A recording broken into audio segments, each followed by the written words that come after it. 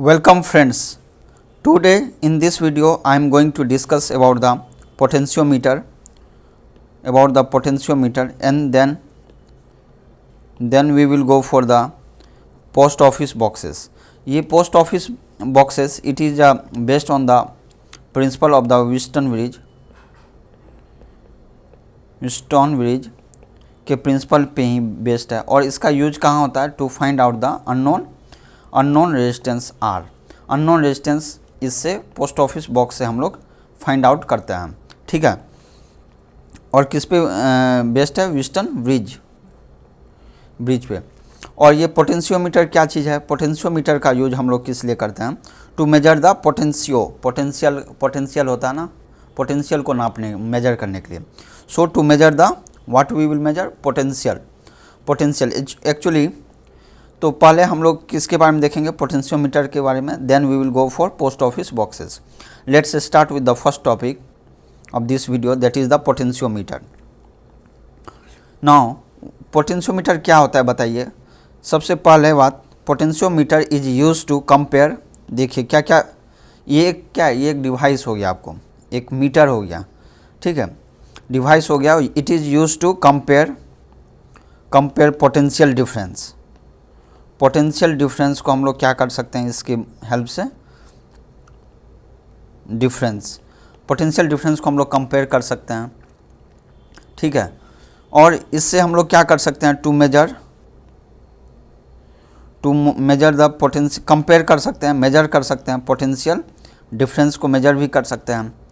Internal resistance को भी major कर सकते हैं। क्या कर सकते हैं? इंटरनल रेजिस्टेंस को भी हम लोग, इंटरनल रेजिस्टेंस किसका? सेल का, हम लोग इसको भी मेजर कर सकते हैं। और कंपेयर करते हैं किसका? कंपेयर करते हैं to EMF. Compare EMFs of two cell, ठीक है।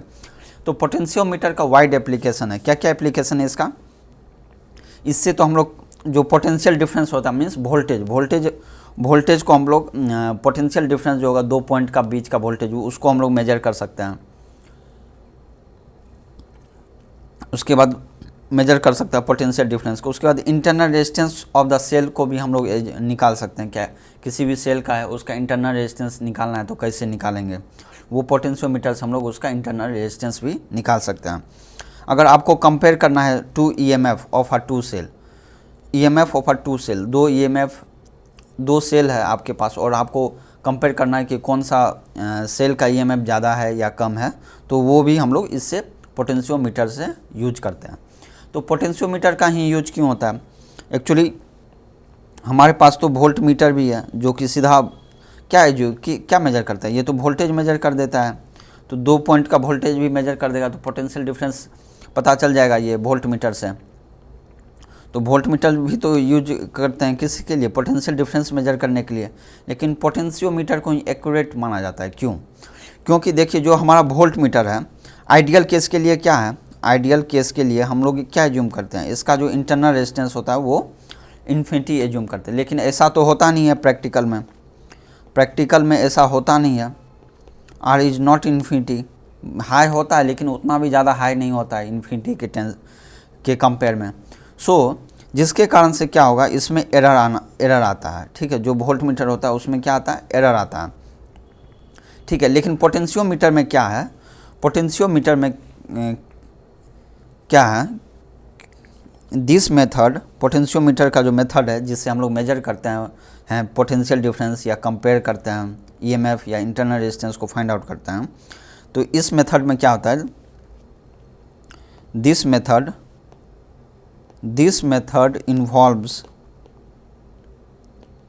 involves a condition of no current flow.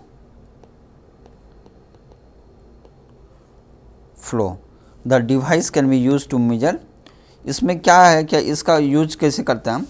इस मेथड में क्या है इन्वॉल्व? क्या जो करंट फ्लो होता है ना, वो जो है ना पोटेंशियोमीटर से पास नहीं होता है। जो उसका जो वायर होता है, वायर मीन्स वायर के बीच का जो है ना, जो जिसको हमको मेजर करना है उसमें वो करंट पास होता ही नहीं है। कैसे नहीं होता वो हम लोग देखेंगे, ठीक है।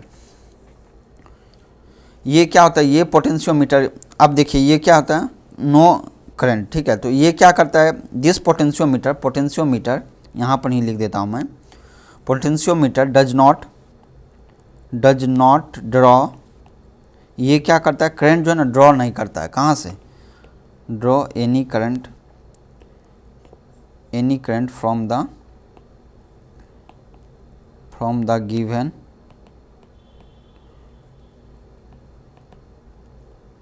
The given circuit and still measures the potential difference. PD means potential difference. Thus it is equivalent to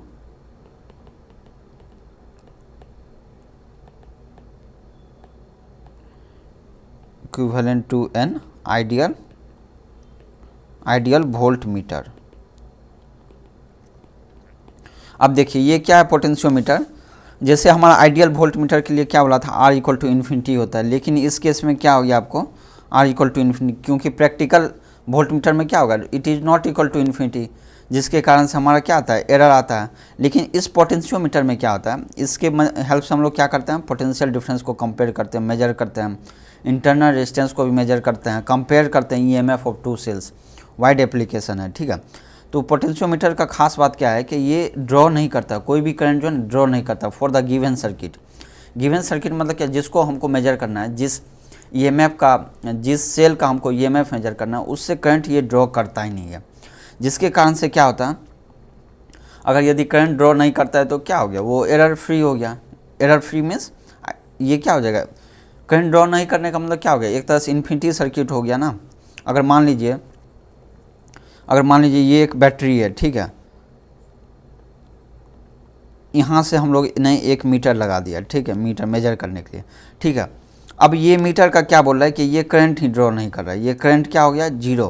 current draw करने का मतलब यही क्या हो गया, यहाँ का रेजिस्टेंस क्या हो गया, R इक्वल टू इन्फिनिटी हो गया। ओपन सर्किट है, मतलब कुछ स्टेप से ही है, ओपन है, मतलब कि यहाँ से करंट क्या होगा, जाएगा ही नहीं। क्यों, क्योंकि ये ओपन सर्किट है। तो इसलिए यहाँ पर क्या है, ये ड्रॉ नहीं करता है। अगर करंट ड्रॉ नहीं करता मतलब क्या हो गया, R टेंस टू इन्फिनिटी के लगभग है। इसलिए इसको पोटेंशियोमीटर को हम लोग आइडियल वोल्टमीटर के साथ इक्विवेलेंटली कंपेयर कर सकते हैं, ठीक है। मीन्स आइडियल वोल्टमीटर का इक्विवेलेंट इसको मान सकते हैं पोटेंशियोमीटर। समझ गए ना किस लिए, क्योंकि अगर आप वोल्टमीटर लगाते हो, आइडियल वोल्टमीटर लगाते हो, तो उसमें क्या होता है, R इक्वल टू इन्फिनिटी होता है। लेकिन प्रैक्टिकल होगा तो इन्फिनिटी नहीं होगा, जिसके कारण से कुछ करंट ये ड्रॉ करता है। पैरेलली कनेक्टेड है लेकिन कुछ करंट ड्रॉ करेगा, तो जिसके कारण से हमको एरर आता है। लेकिन इस केस में, पोटेंशियोमीटर केस में क्या होगा, ऐसा कुछ भी नहीं होगा, क्योंकि कोई करंट ये ड्रॉ ही नहीं करते हैं।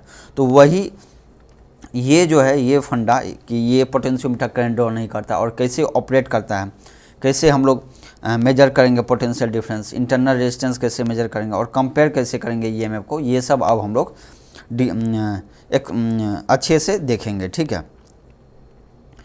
तो चलिए, ये समझ गए ना बेसिक फंडा क्या है हमारा पोटेंशियोमीटर।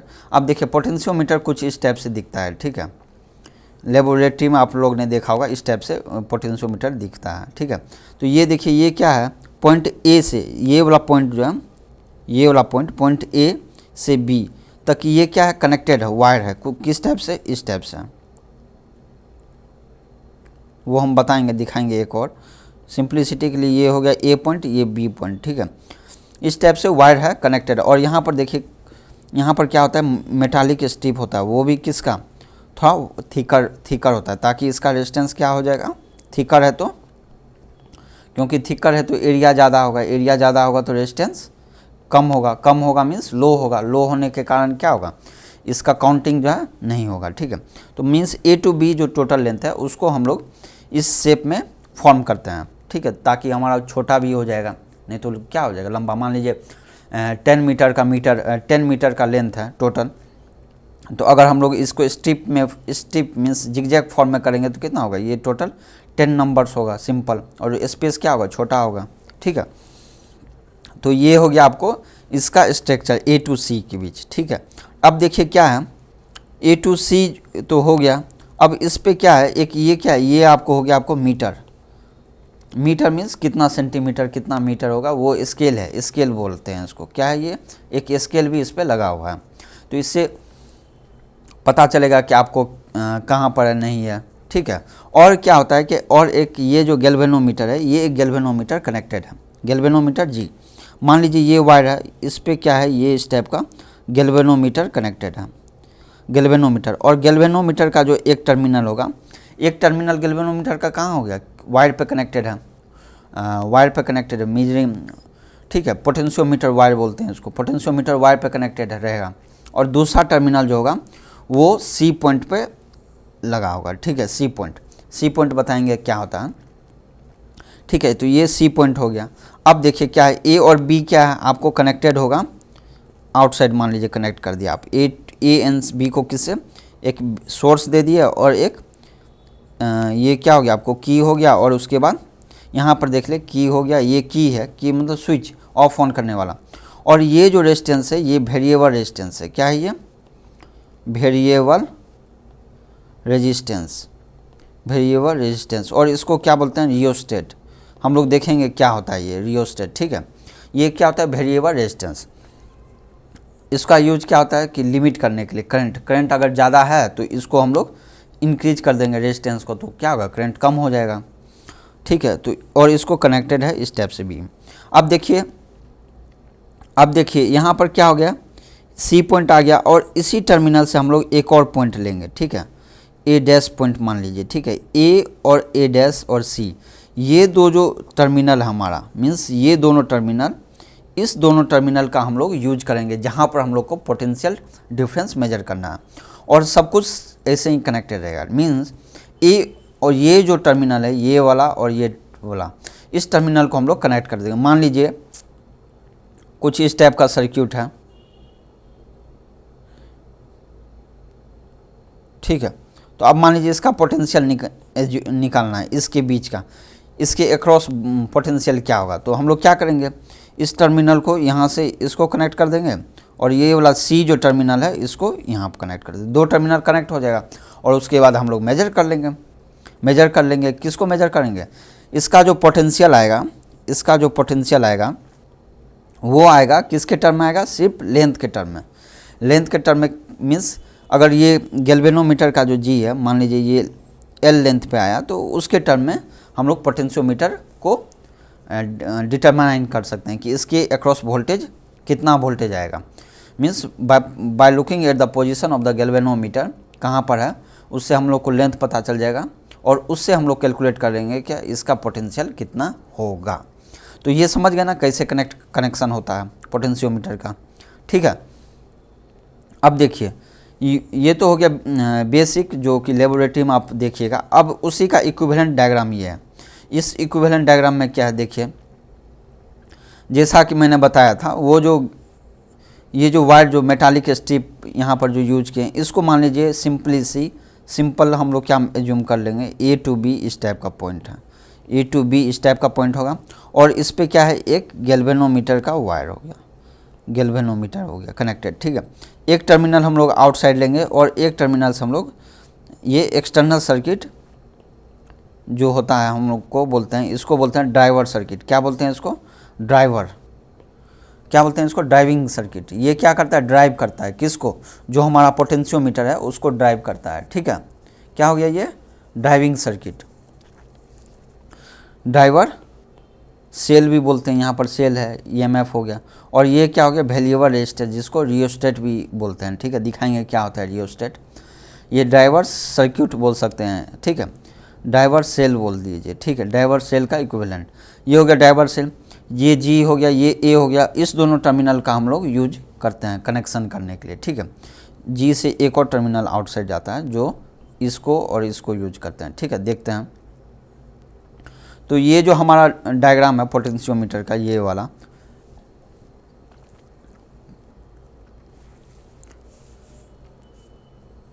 ये जो डायग्राम हो गया, ये क्या हो गया आपको, ये वाला देखिए, ये तो हम बता दिए हैं, ये क्या है आपको, ड्राइविंग सर्किट। ये क्या है आपका,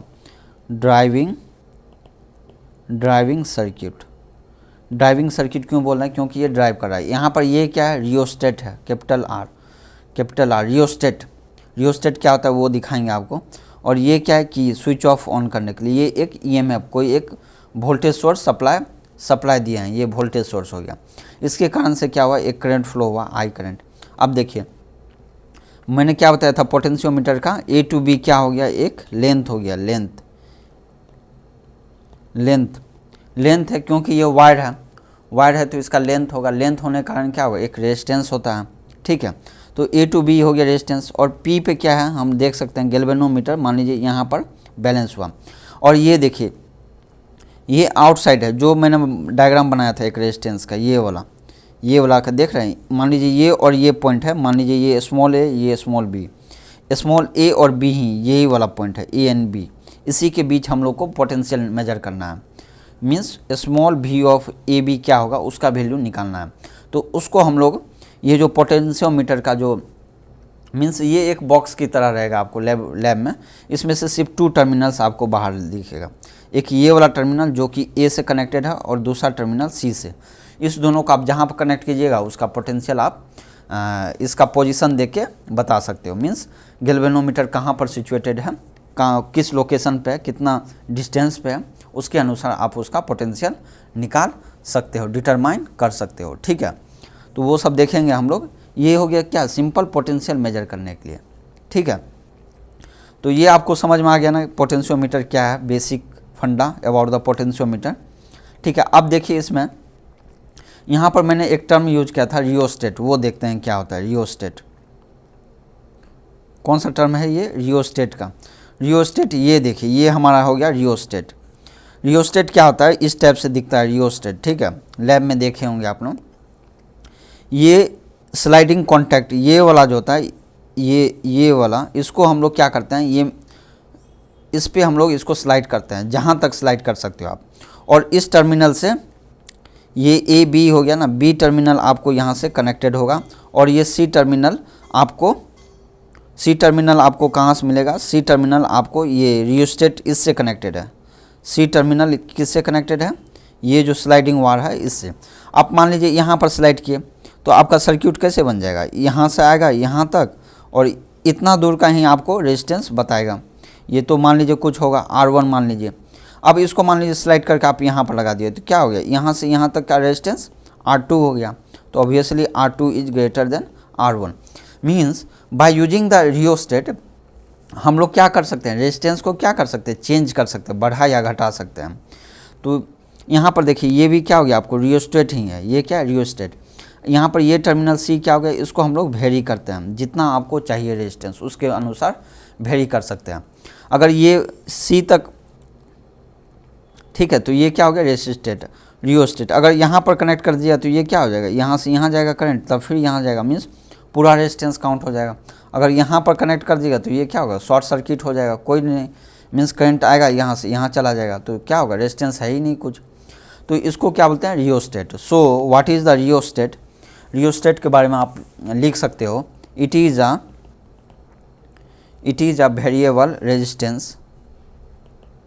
क्या ये variable resistance, manual variable resistance, क्योंकि ये आप खुद वेरी कर सकते हो हाथ से। Which is used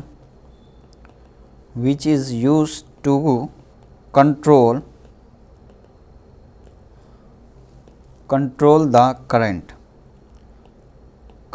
current and they are able to vary। And क्या होगा, इसको वेरी करने से क्या होता है, एंड आल्सो रेजिस्टेंस को क्या कर सकते हैं, वेरी कर सकते हैं। And resistance is varied without in a circuit, varied in a circuit without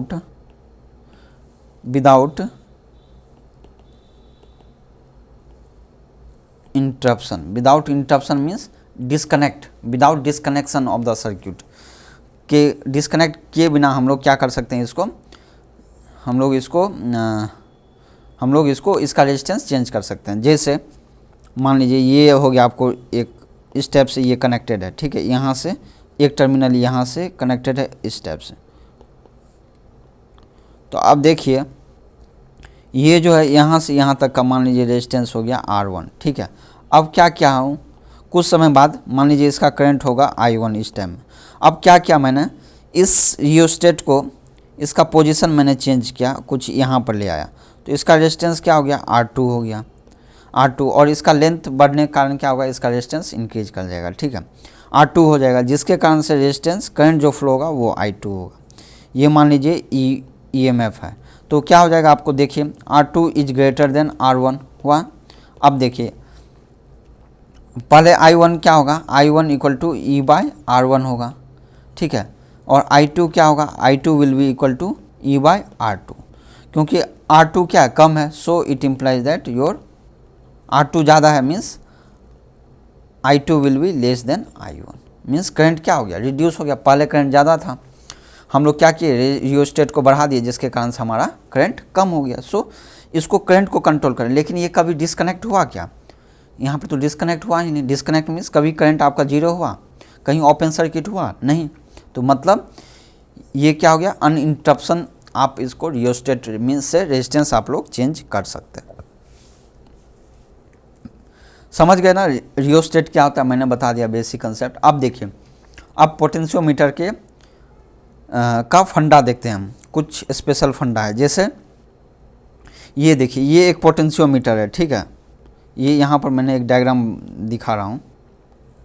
ये देखिए इस टाइप का पोटेंशियोमीटर हो गया। जैसे मैंने बोला था ना मेटालिक स्ट्रिप होता है, ये मेटालिक स्ट्रिप हो गया। ये हो गया A to B आपका क्या हो गया, लेंथ हो गया, total length. A to B क्या हो गया, टोटल लेंथ, ठीक है। और यहाँ पर देखिए दो सेल कनेक्ट किया हूँ, ये वाला सेल और ये वाला सेल। किसके बीच है, AN गैल्वेनोमीटर G के बीच, AN गैल्वेनोमीटर G के बीच, या फिर C पॉइंट जो बोले थे आप, उसके बीच इसको कनेक्ट किया। यहाँ पर क्या है, स्विच है। ये क्या है आपको, ये 1 3 और 2 स्विच है। क्यों यहाँ पर स्विच किया है, क्योंकि कभी 1 3 को कनेक्ट करना है, कभी 2 3 को कनेक्ट करना है। ये एक एग्जांपल के लिए बोल रहा हूँ, देखते हैं हम लोग। यहाँ पर सप्लाई हो गया, ये क्या हो गया, R मीन्स रियोस्टेट हो गया, ये की हो गया स्विच ऑफ ऑन करने के लिए, और इससे क्या हो गया, करंट फ्लो हो रहा है, ठीक है। तो इसमें क्या बोल रहा है कि जो हमारा ये पोटेंशियोमीटर का जो वायर होता है, ये वाला, ये वाला जो EMF है, इससे जो है ना, इससे ये करंट ड्रॉ नहीं करता, करंट ये लेता नहीं है। इसके अक्रॉस ही तो हम लोग पोटेंशियल मेजर कर रहे हैं ना। E1 E2 के अक्रॉस क्या पोटेंशियल होगा वो हम लोग मेजर कर रहे हैं। विदाउट क्या, हमारा पोटेंशियोमीटर जो वायर है, ये वाला जो वायर है A to B, ये हमारा करंट ड्रॉ नहीं करता है। जिसके कारण से क्या होगा, अगर मान लीजिए ये हमारा E1 है, एग्जांपल के लिए मैं बता रहा हूँ, समझा रहा हूँ, E1 है, और इसके बीच में क्या हो गया, ये वायर कनेक्टेड हो गया, ठीक है, वायर हो गया यहाँ पर, ठीक है। ये गैल्वेनोमीटर है यहाँ बीच में, ठीक है, वायर कनेक्टेड हो गया। जब ये क्या होता है, ये जो गैल्वेनोमीटर है, इसको हम लोग इसके वायर पे, इधर में तो पता ही एक्सटर्नल सर्किट, ड्राइविंग सर्किट जिसको बोले हैं, ठीक है, कनेक्टेड है। तो अब हम लोग क्या किया है, ठीक है, इस वायर पे हम लोग क्या कर रहे हैं, वेरी कर रहे हैं, ठीक है। इसका मान लीजिए पोटेंशियल है V0, और ये मान लीजिए एक EMF कनेक्टेड है E, ठीक है। तो अब हम लोग क्या कर रहे हैं, ये जो है इसको हम लोग ऊपर नीचे वेरी कर रहे हैं, तब तक वेरी करेंगे जब तक कि ये G का रीडिंग जो है ना, deflection, no deflection means null deflection हो जाए, नल डिफ्लेक्शन हो जाए। जैसे ही आपको G का नल डिफ्लेक्शन हुआ, मतलब क्या हो गया, ये गैल्वेनोमीटर का करंट ड्रॉन क्या हो गया, IG इक्वल टू 0 हो गया। ये मान लीजिए करंट इससे I जा रहा है। अब मान लीजिए बैलेंस कंडीशन पे IG ही तो होगा ना, ये सीरीज में, तो IG 0 हो गया, तो इसमें करंट कितना होगा, ड्रॉ I ही होगा। मीन्स इसका मतलब क्या हो गया, जो हमारा पोटेंशियोमीटर का वायर है, AB वायर, ये हमारा क्या करता है, not taking any current from ये वाला सर्किट से, जिसका हम लोग को मेजर करना है, इससे नहीं लेता है, इससे नहीं लेता है करंट। मतलब एक तरह से हो गया क्या, ओपन सर्किट टाइप का हो गया, मीन्स आइडियल कंडीशन जो वोल्ट मीटर में कनेक्ट करते हैं। अगर मान लीजिए यही EMF है, E1 है, और यहाँ पर पोटेंशियोमीटर को छोड़िए, यहाँ पर आप वोल्ट मीटर लगा लिए, आइडियल प्रैक्टिकल वोल्ट मीटर है, तो ये क्या होगा, कुछ करंट इससे लेगा, कुछ करंट जो है ना ये कंज्यूम करता है, जिसके कारण से ये रीडिंग जो है ना एरर आता है। रीडिंग में क्या आता है? एरर। रीडिंग मतलब क्या? एग्जैक्ट ईएमएफ का वैल्यू आपको वो मीटर बता नहीं पाएगा, ठीक है। लेकिन इस केस में क्या है, क्योंकि ये तो करंट कुछ कंज्यूम ही नहीं कर रहा है, और जिसके कारण से हम लोग को क्या मिलेगा, हम लोग को एग्जैक्ट वैल्यू मिल जाएगा। समझ गए ना ये कैसे वैल्यू करना है? मीन्स इसको गैल्वेनोमीटर का जो ये सेकंड जॉकी का टर्मिनल है, इसको हम लोग पोटेंशियोमीटर का जो वायर है ये A to B, इस पर वेरी करते रहना है। कब तक वेरी करना है? जब तक ये गैल्वेनोमीटर का रीडिंग जीरो ना आ जाए, मीन्स जीरो डिफ्लेक्शन या फिर नल डिफ्लेक्शन ना आ जाए। जैसे ही नल डिफ्लेक्शन होगा उस टाइम में स्टॉप करेंगे, और इसका मीटर का रीडिंग यहाँ से यहाँ तक का लेंथ हम लोग देखेंगे कितना मीटर या सेंटीमीटर है। मान लीजिए L सेंटीमीटर है, L सेंटीमीटर है मान लीजिए, तो इसके अनुसार क्या हो जाएगा वोल्टेज, तो वो अभी हम लोग देखेंगे, ठीक है। L के अनुसार क्या वोल्टेज हो जाएगा, ठीक है। तो ये एक्चुअली मान लीजिए ये L हो गया, L1 मान लीजिए, ये क्या हो गया L1। टोटल लेंथ मान लीजिए वायर का, AB का वायर का लेंथ L है, ठीक है। क्या है AB का वायर का लेंथ? AB का वायर का लेंथ मान लीजिए A है। देखिए मैं आपको क्लियरली समझा देता हूँ। तो क्या हो गया, पोटेंशियोमीटर का इस टाइप से हो गया वायर, ठीक है, ओके। और इधर मैंने क्या बताया था, ड्राइविंग सर्किट है, जो कि मैं ड्रॉ नहीं कर रहा हूँ एग्जैक्ट। ड्राइविंग सर्किट है, मान लीजिए इसका वोल्टेज जो है V0 अप्लाई किया है, कितना V0, और करंट मान लीजिए I है, ठीक है। और इसको इससे मैंने कनेक्ट कर दिया, पोटेंशियोमीटर का वायर हो गया A एंड B के बीच में, ये क्या है, पूरा वायर ही है, ये क्या वायर, पोटेंशियोमीटर वायर, ठीक है। अब इस पर क्या हो गया, आपको जॉकी कनेक्टेड है, इस टाइप से जॉकी हो गया कनेक्टेड, ठीक है। गैल्वेनोमीटर के हेल्प से जॉकी कनेक्टेड हो गया, ठीक है। और मान लीजिए इसका ईएमएफ जो होगा ईएमएफ ई कनेक्टेड है, ठीक है, पैरेलल में। तो अब देखिए ये पॉइंट A, इस पॉइंट और ये पॉइंट क्योंकि कांटेक्ट में है, तो इसका मतलब क्या हो गया, ये पैरेलल हो गया। मींस इसका वोल्टेज, इस टर्मिनल का वोल्टेज, और मान लीजिए ये जो करंट है IG है, और ये बैलेंस कंडीशन पे जीरो पे है। मींस इस वायर को क्या करना है, आपको मूव करना है, ऊपर नीचे मूव करना है। जब आप मूव कीजिएगा तो इसका करंट क्या होगा, चेंज होगा। तो आपको उस टाइम का वेट करना है जब तक क्या IG का मान लीजिए पॉइंट क्या हो गया, जीरो आ जाए। IG मीन्स करंट डिफ्लेक्शन इसमें क्या आ गया, जीरो। जैसे ही जीरो हुआ उस टाइम में स्टॉप करना है, आपको स्टॉप कर जाना है। और उस टाइम में जो E का जो वैल्यू होगा वो वही वैल्यू होगा जो इसका पोटेंशियल होगा। मान लीजिए D पॉइंट है, तो V ऑफ AD का जो पोटेंशियल होगा वही इसका E का पोटेंशियल होगा, ठीक है। समझ में आया ना ये कैसे करना है? क्यों V ऑफ AD ये सेम होगा, क्योंकि ये दोनों पैरेलली कनेक्टेड है। तो अगर मान लीजिए I करंट इधर से जा रहा है एक, क्योंकि ये बैलेंस है, तो IG इक्वल टू जीरो आ गया, तो इससे भी करंट क्या होगा, I ही फ्लो होगा। कब? एट बैलेंस कंडीशन पे, बैलेंस कंडीशन पे, ठीक है। अब देखिए ये क्या है, मान लीजिए AB है, AB को तो हम इस टाइप से बना सकते हैं डायग्राम,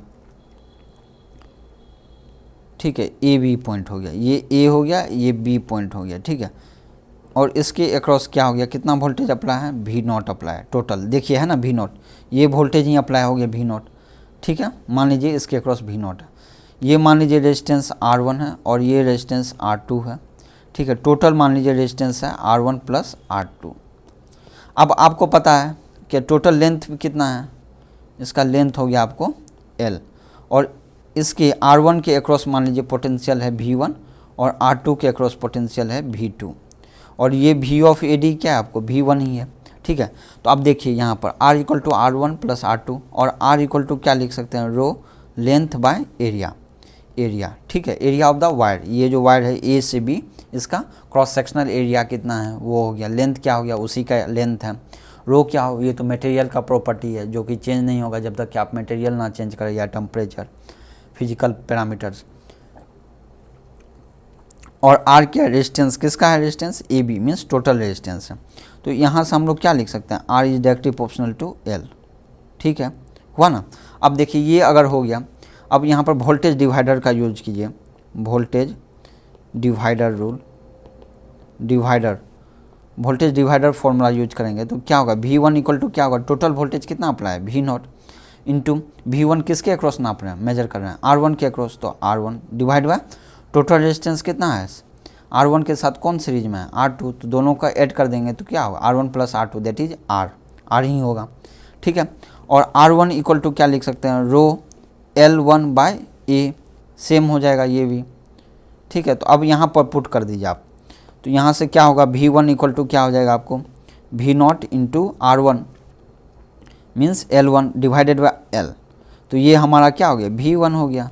मीन्स इसका मतलब क्या हो गया, अगर आपको V0 आपको पता है, V0 तो पता होगा ही क्योंकि आप कितना सप्लाई कर रहे हैं, अगर आपको V0 अगर पता है, ठीक है, V0 अगर पता है तो आप V1 मीन्स क्योंकि ये V1 इसके पैरेलल में कनेक्टेड है, means V1 equal to EMF of the cell, so V1 equal to क्या हो गया EMF ऑफ सेल, जिसको हम लोग को मेजर करना है, तो V1 इक्वल टू EMF हो गया, that is can be equal to V0 into L1 by L लिख सकते हैं, ठीक है। समझ गए ना, मतलब इसका मतलब यही हुआ, अगर आपको मान लीजिए ये EMF का वैल्यू पता नहीं है लेकिन आपको ये V0 का वैल्यू पता है, V0 मीन जो सप्लाई कर रहे हैं पोटेंशियोमीटर को, जो सप्लाई कर रहे हैं वोल्टेज, उसका अगर वैल्यू पता है तो सिंपली गैल्वेनोमीटर का जो जॉकी है उसका वेरी करके हम लोग देखें, ऑब्जर्व करेंगे कहाँ पर नल डिफ्लेक्शन आ रहा है और उसका लेंथ हम लोग ले लेंगे, L1 मान लीजिए लेंथ है तो L1 बाय टोटल लेंथ कर देंगे, और V0 हम लोग को पता है तो उससे EMF नहीं निकल जाएगा, तो EMF हम लोग निकल जाएंगे, मीन्स इजीली हम लोग ये EMF यहाँ से कैलकुलेट कर लिए। समझ में आया ना आपको क्या क्या है मैंने, ठीक है। अब मान लीजिए V0 हम लोग को डोंट नो, V0 क्या है हम लोग को डू नॉट नो, V0 आपको पता नहीं है, क्या है आपको V0 आपको पता नहीं है, लेकिन E का वैल्यू पता है, नो E का वैल्यू आपको पता है, EMF का वैल्यू पता है, ये जो EMF है इसका वैल्यू पता है, लेकिन V0 का पता नहीं है, तो आपको ये बोला जाएगा कि ये A से जो B है V ऑफ AB क्या होगा, मीन्स टोटल पोटेंशियल क्या होगा इसके अक्रॉस, ये हमको निकालना है। तब क्या कीजिएगा आप, सिंपल है, आप इसी फॉर्मूला में पुट कर दीजिए तो आपको क्या निकल जाएगा V of AB that is V0 equal to क्या हो जाएगा EMF into L by L1, simple है। ये आपको समझ में आया ना, इससे आप क्या निकाल सकते हो V0 मतलब ये जो स्केल जो होगा आपका, मीन्स A टू B जो लेंथ है आपका, उसके अक्रॉस कितना वोल्टेज है टोटल, वो हम लोग निकाल सकते हैं अगर EMF हम लोग को पता होगा। तो मान लीजिए आपको V0 पता नहीं, तो आपको एक बैटरी दिया गया है, बोल दिया गया है कि उसका 3.6 वोल्ट है, तो उसको आप जस्ट जल्दी से कनेक्ट करेंगे पोटेंशियोमीटर वायर के पैरेलल में, और वहाँ पर हम लोग नल डिफ्लेक्शन लेके उसको मेजर करके हम लोग वहाँ से V0 निकाल लेंगे, मीन्स कितना वोल्टेज है वायर के अक्रॉस, कितना आएगा वोल्टेज, वो हम लोग निकाल सकते हैं इजीली। समझ गए ना। तो इस टाइप के मेथड को, किस टाइप के मेथड को, इस टाइप के मेथड को,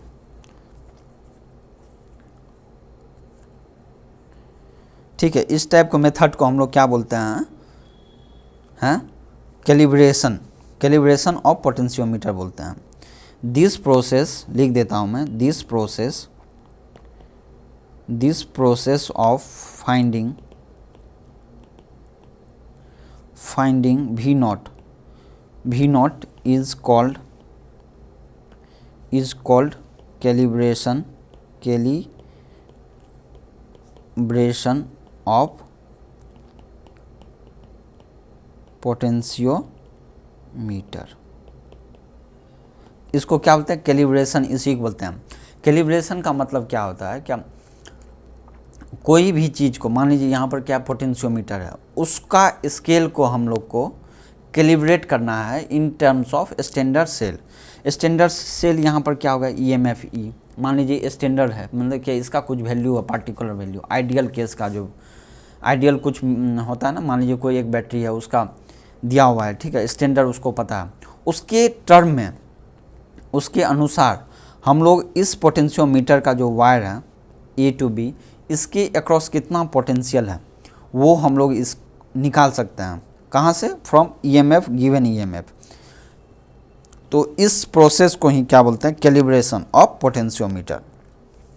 समझ गया, मतलब पोटेंशियोमीटर का कैलिब्रेशन का मतलब क्या हो गया, आपको ये पता नहीं है, वी नॉट पता नहीं है, लेकिन आपको ई पता है और उसके टर्म में हम लोग उसके थ्रू हम लोग यहाँ से ये वी नॉट निकालते हैं, तो उसको क्या बोलते हैं, calibration of potentiometer.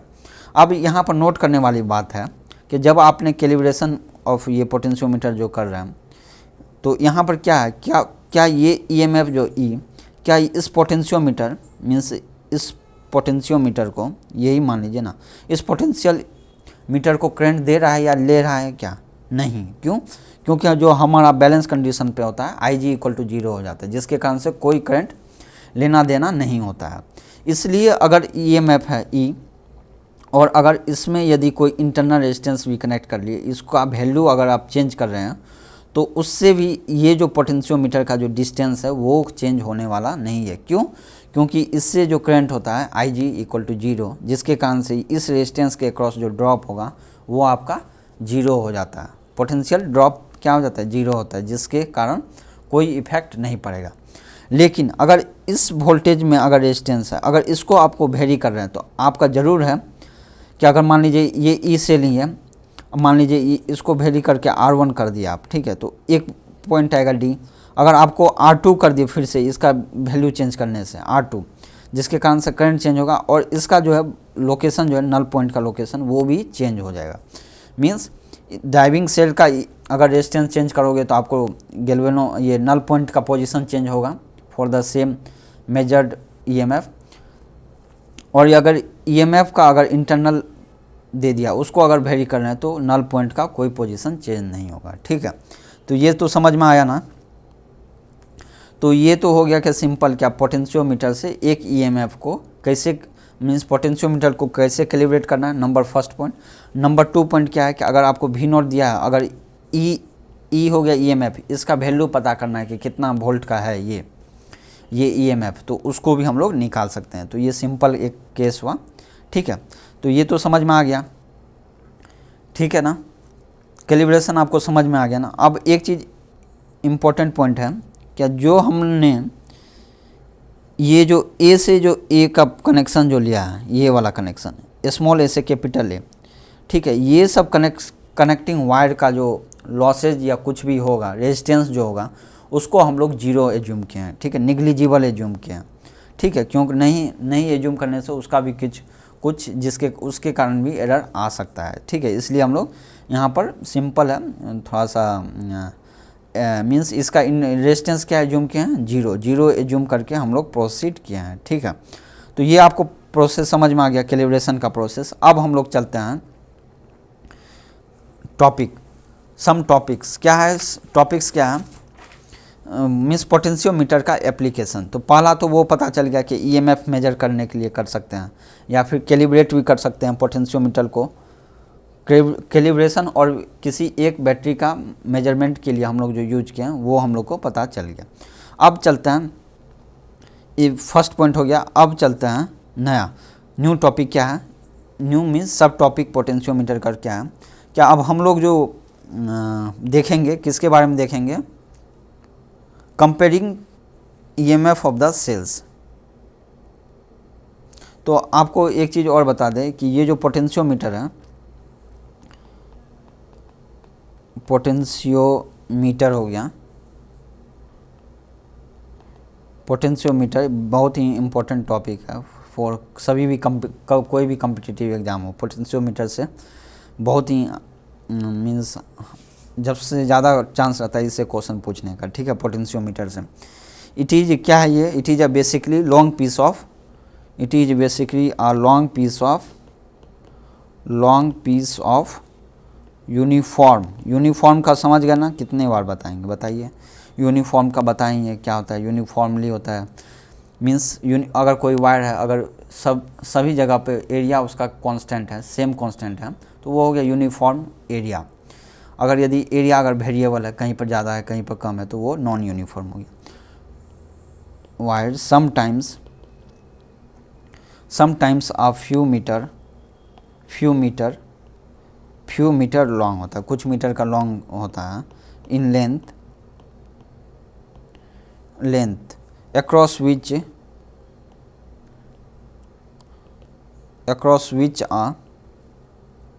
standard cell is connected in actual design में क्या होता है, इन एक्चुअल डिजाइन बहुत इंपॉर्टेंट है, actual design the wire is sometimes cut in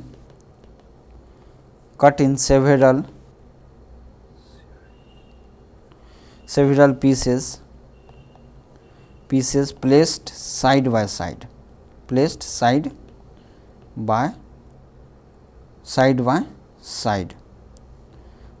and connected at the ends by thick metallic wire, thick metal strip। Thick का मतलब समझ गया ना, एरिया ज़्यादा हो जाएगा जिसके कारण से रेजिस्टेंस कम हो जाएगा, जिसके कारण से हम लोग का एरर फ्री सॉल्यूशन आएगा क्योंकि उसका काउंट कम होगा। ठीक है, तो ये हो गया आपको पोटेंशियोमीटर के बारे में। ये जो मेटालिक स्ट्रिप देख रहे हैं, ये जो ब्लैक कलर का ये सब क्या मेटालिक स्ट्रिप होता है। फ्यू मीटर का है तो बहुत लंबा हो जाएगा। ठीक है, तो इस टाइप का ये हो गया आपको पोटेंशियोमीटर का डायग्राम। ठीक है, यहाँ पर रियोस्टेट हो गया जो कि बैटरी सेल हो गया, स्टैंडर्ड सेल होता है, कनेक्टेड होता है, और ये तो की है ही A to C है। अब देखिए, अब हम लोग फर्स्ट केस देखते हैं। ठीक है, फर्स्ट केस, इस केस में क्या करना है हम लोग को, इस केस में हम लोग क्या करेंगे, इस केस में हम लोग करेंगे कंपेयर करेंगे। क्या करेंगे,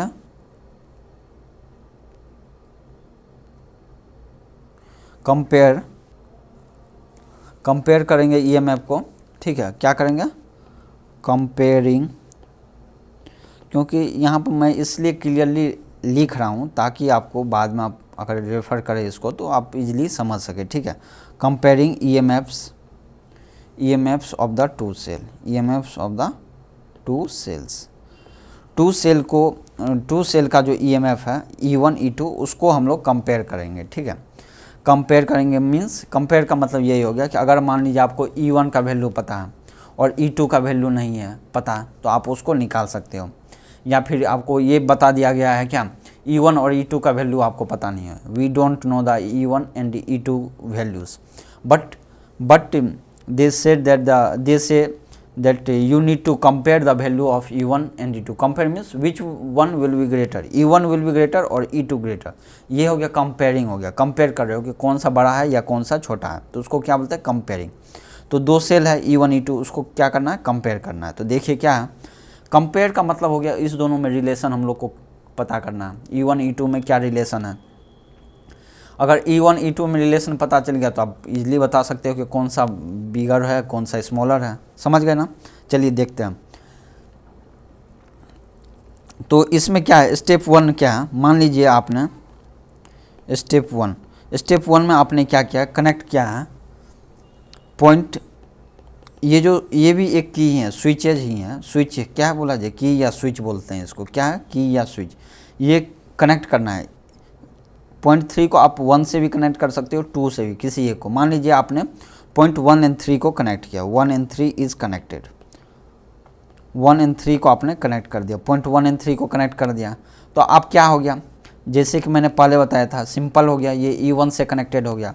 और मान लीजिए इस टाइम में जो है आपका गैल्वेनोमीटर का जो जॉकी आपका आया N1 पॉइंट पे। किस पॉइंट पे आया, ये N1 पॉइंट पे।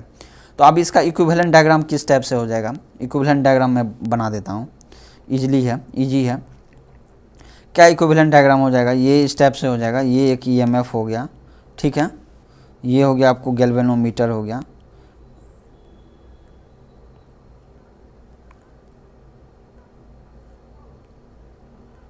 इसको हम बॉक्स में एक डिनोट करते हैं, ठीक है, इसको बॉक्स में डिनोट करते हैं, ठीक है, बी मान लीजिए, बॉक्स जो भी माने आप मान सकते हो, ठीक है। तो ये गैल्वेनोमीटर मान लीजिए, इसका जॉकी यहाँ पर बैलेंस आया N1, और इसका लेंथ मान लीजिए, इसका लेंथ L1 है। ये करंट क्या हो गया, I हो गया, और ये हो गया आपको IG, I G equal to 0 क्यों? क्योंकि बैलेंस होगा तो इससे करंट कितना फ्लो होगा? आई ही होगा, सेम करंट फ्लो होगा। लेकिन आई जी आपका 0 है और ये बैटरी क्या है? E1 है। ठीक है, यहाँ पर स्विच था कनेक्टेड जो कि हमने यहाँ पर 1 और 3 का बीच का सोर्स है। ठीक है, ये इक्विवेलेंट सिंपल है, आपको समझने के लिए मैंने बनाया है। समझ में आया ना ये कैसे कनेक्ट किया है? एट बैलेंस पे क्या है, ये क्या है? क्या अब देखिए क्या होता है कि ये इस टाइप से सर्किट है। मान लीजिए 1 और 3 को कनेक्ट कर दिया, आपको क्या करना है? इस जॉकी को मूव करना है। जॉकी को मूव करते करते करते आपको पता चला कि N1 पे जो है ना डिफ्लेक्शन इसका स्टॉप हो गया, नो डिफ्लेक्शन, नल डिफ्लेक्शन हुआ। तो आपको वहाँ पर स्टॉप करना है। स्टॉप कर दिए, अब वहाँ से आपको लेंथ मेजर करना है। कितना है लेंथ? L1 आ गया। लेंथ क्या आ गया? L1। लेंथ क्या हो गया? L1 हो गया। ठीक है, तो अब देखिए ये जो हमारा लूप है E1 हो गया, G हो गया, ये N1 हो गया। ठीक है, इस लूप में आप देखिए कौन सा loop? N1 G means galvanometer, N3 ये स्विच हो गया और E1 हो गया। इसके बीच का आप लूप लगाइए, इसमें लूप लगाइए, या फिर लूप नहीं लगाने से भी आप डायरेक्टली लिख सकते हो। क्या डायरेक्टली लिख सकते हो? जैसे कि माना था मैंने, क्या माना था, क्या एज्यूम क्या था? मान लीजिए क्या मानना है, देखिए एक और यहाँ पर पॉइंट मैं बताता हूँ, इसको कलर चेंज कर दिया मैंने। ठीक है, मान लीजिए इसके अक्रॉस जो पोटेंशियल है V0 है। क्या है इसके अक्रॉस पोटेंशियल? मान लीजिए V0, क्या है? V0, एज एग्जाम्पल के लिए मैंने माना V0। तो आप यहाँ पर क्या लिख सकते हो बताइए? E1 का वैल्यू हम लोग क्या लिख सकते हैं डायरेक्टली, क्योंकि N1 पॉइंट और A point it is parallelly connected with E1 as there is a current IG is equal to 0। So internal resistance या कोई भी रेजिस्टेंस है तो उसको हम लोग काउंट डायरेक्टली नहीं करने वाले। ठीक है, इस सर्किट में कोई भी रेजिस्टेंस है उसको हम लोग काउंट नहीं करेंगे, क्योंकि करंट हमारा क्या बैलेंस पॉइंट पे 0 है। दैट मीन्स दैट, इसका मतलब क्या हो गया? V of voltage of AN1 equal to आपका EMF आएगा ना। ये इक्वेशन नंबर 1 हो गया मान लीजिए। ठीक है, हम लोग का एम क्या है? हम लोग का एम है कि E1 और E2, जो E1 एंड E2 है, इसके बीच का रिलेशनशिप निकालने के लिए। ठीक है, तो हम लोग इसलिए यहाँ का एज्यूम कर लिए सोर्स में कि V0 वोल्टेज है टोटल। ठीक है, तो अब हम लोग क्या लिख सकते हैं V ऑफ AN को? तो सिंपल है, वोल्टेज डिवीजन फॉर्मूला लगा दीजिए आप। टोटल वोल्टेज कितना है? V0 इंटू क्या किए थे? इसका रेजिस्टेंस हो गया। Resistance is directly proportional to length assume किए थे, डायरेक्टली प्रोपोर्शनल टू लेंथ, या फिर आप सिंपल लिखना है तो R1 बाय कैपिटल R लिख दीजिए, कोई दिक्कत नहीं है, कोई इश्यू नहीं है। V0 क्योंकि R equal to rho L by A होता है, तो डायरेक्टली प्रोपोर्शनल टू लेंथ हो गया L1 बाय L, L हो गया टोटल लेंथ। तो ये आपका क्या हो गया? V ऑफ AN हो गया। Means this will be equal to your E1। ये हो गया इक्वेशन नंबर 2। समझ में आया ना? इक्वेशन नंबर 2 समझ गए? समझ गए? ये क्या हो गया? L1 बाय L हो गया। ठीक है, अब हम लोग क्या करेंगे? स्टेप 2 देखेंगे। कौन सा स्टेप देखेंगे? स्टेप 2। स्टेप 2 में हम लोग ने क्या किया? पॉइंट 2 और 3 को आप कनेक्ट करो। 2 और 3 को कनेक्ट कर दिया, और इससे हमारा कहाँ पर आता है? नल पॉइंट हमारा N2 पे आता है। ठीक है, ये N1 किसके केस के लिए था? 1 और 3 आप जब कनेक्ट करते हो तो N2 आ जाएगा। ठीक है, समझ में आया ना? N2 आ जाएगा। और इसके लिए हम लोग क्या करेंगे? फिर से डायग्राम बना देंगे जैसा का है। ये सोर्स वोल्टेज जो V0 है वो क्या होगा? सेम ही होगा आपको। तो कुछ स्टेप से डायग्राम बन जाएगा आपका।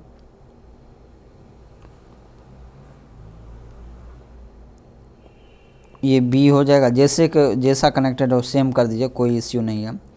ठीक है, अब यहाँ पर बैटरी सोर्स क्या हो गया? हो जाएगा E2। यहाँ पर कनेक्टेड हो गया, दोनों हो गया। यहाँ पर गैल्वेनोमीटर हो गया। मान लीजिए इसका रीडिंग यहाँ पर हो गया, इसको मान लीजिए N2 हो गया। और क्या माना था? एज्यूम किए थे इसके अक्रॉस वोल्टेज मान लीजिए V0। ये तो कांस्टेंट ही होगा क्योंकि दोनों सर्किट का सब कुछ सेम है। ये रियोस्टेट का भी वैल्यू भी हम लोग ने कुछ वैल्यू पे आके फिक्स कर दिया हूँ। ठीक है, तो V0 हो गया, ये N2 हो गया। ठीक है, ये नोड हो गया A, सेम होगा करंट, यहाँ पर I ही करंट फ्लो होगा जो उसमें था। और ये IG है, IG इक्वल टू 0 होगा क्योंकि नल पॉइंट हम लोग को मिला कहाँ पर? N2 पे। ये तो नल पॉइंट ही हुआ ना, इसमें करंट क्या होगा? Same I1। और ये जो लेंथ है ये लेंथ आपको चेंज हो जाएगा। क्या लेंथ हो जाएगा ये मान लीजिए लेंथ L2। पहले लेंथ क्या था L1 पे लेंथ था, अब कहाँ लेंथ आ गया L2 पे लेंथ आ गया। समझ में आया ना, L2 पे आ गया। और EMF कौन सा चेंज हो गया E2। मीन्स जब आपका EMF अगर चेंज किए तो उस टाइम में जो आप जॉकी को जो मूव कर रहे हैं, ये वाला जॉकी जो मूव कर रहे हैं, तो आपको कब नल पॉइंट मिलता है, जब आपका डिस्टेंस A से L2 या फिर N2 पॉइंट पे जब आता है तो आपका नल पॉइंट मिलता है। तो आपको स्टॉप करना है और वहाँ से आपको मेजर कर लेना है E2 का वैल्यू क्या होगा। तो E2 का वैल्यू क्या हो जाएगा, यहाँ पर V ऑफ A N2 हो जाएगा। इक्वेशन नंबर 3 हो गया, समझे ना। V ऑफ N2 का क्या होगा, जैसे उसमें एबव कैलकुलेट किए थे वैसे ही इसमें करेंगे, into N0 into R2 bye R कर देंगे। तो this will be equal to R2 को क्या लिख सकते हैं, L2 लिखेंगे, L2 बाय L लिखेंगे, ये तो मैंने ऊपर में बताया है। और this is equal to your E2। This is equation number 4। Therefore what we can write from equation number 2 and 4। Equation number 2 and 4 what we can write, क्या लिख सकते हैं बताइए। E1 और E2 में रिलेशन क्या निकाल सकते हैं बताइए।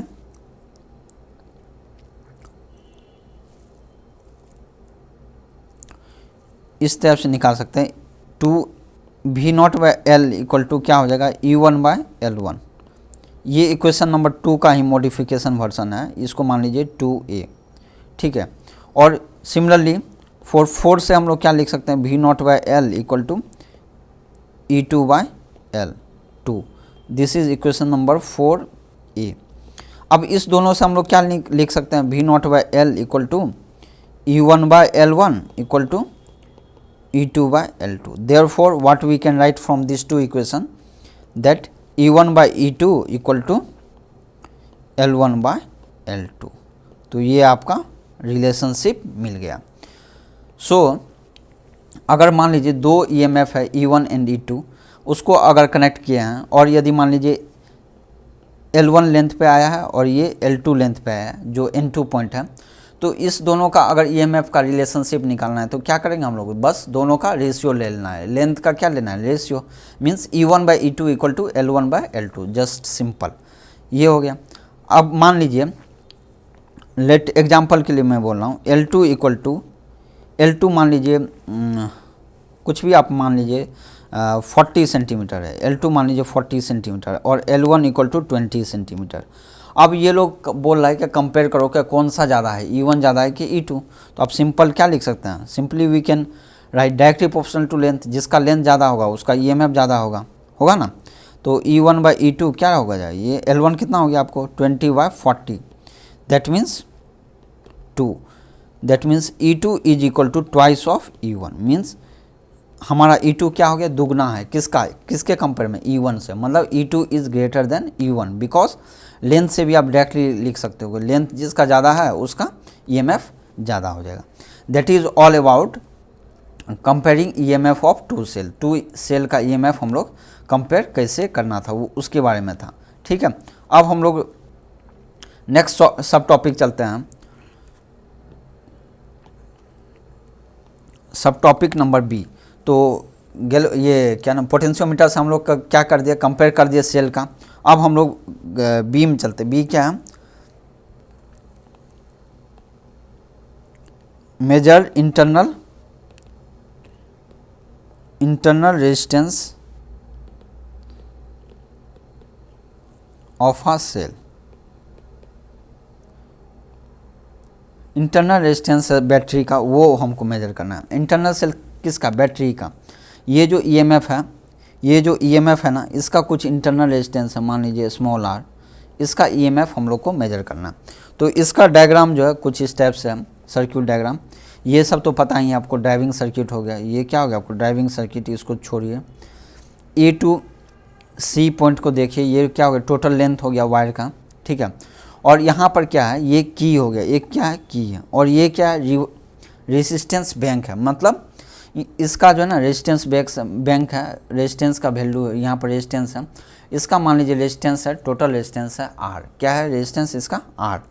तो आपको क्या हो गया, R हो गया, और EMF comma R means small R हो गया, ठीक है। ये और यहाँ पर की है, की मतलब स्विच हो गया, ठीक है। तो अब हम लोग देखेंगे क्या करेंगे, एक बार के को ऑफ करके देखेंगे, एक बार के को ऑन करके। के को ऑफ कीजिएगा तो क्या होगा, आर डिसकनेक्टेड हो जाएगा, only EMF will be connected, ठीक है। अगर मान लीजिए R2 भी कनेक्टेड है तो K2 को अगर ऑन कर दिए तो आपको क्या हो जाएगा, ईएमएफ भी कनेक्टेड होगा, आर भी कनेक्टेड होगा, जिसके कारण से सेकेंड केस में जो हमारा दूसरा गैल्वेनोमीटर का पोजीशन आएगा, ठीक है। तो अब देखते हैं इसमें कैसे हम लोग इंटरनल रेजिस्टेंस स्मॉल आर को फाइंड आउट करेंगे, ठीक है। तो आप देखिए इसमें केस वन करते हैं हम लोग, केस वाइज केस चलते हैं, ठीक है। केस वन में क्या करेंगे हम लोग, विथ K2 ओपन, K2 को आपने क्या किया है ओपन। जब आप ओपन कर दोगे K2 का तो उसका डायग्राम क्या बन जाएगा बताइए। K2 को अगर ओपन कर दिया तो ये तो सिंपल डायग्राम बनता है, हम लोग को पता ही है। क्या पता है, देखिए ये तो A से B हो गया पॉइंट, A से C पॉइंट हो गया, ठीक है। और यहाँ पर क्या हो गया, एक EMF हो गया और इसका मान लीजिए सेल का कुछ हो गया, ये गैल्वेनोमीटर हो गया। और यहाँ से जो हो गया हमारा N1, यहाँ से जो हमारा लेंथ हुआ ये क्या हो गया N1 हो गया, और लेंथ क्या हो गया L1। और ये तो पता ही था, बॉक्स था कनेक्टेड, बॉक्स नहीं ये क्या बोलते हैं इसको, EMF सोर्स बोला जाए, सोर्स कनेक्टेड है, ठीक है। तो ये इस टाइप से कनेक्टेड होगा, ठीक है। करंट आई है ये एटसेट्रा, ये सब को छोड़िए, आप अभी ध्यान मत दीजिए। तो आप देखिए बैलेंस हो गया, बैलेंस का मतलब क्या हो गया, balance means IG equal to 0।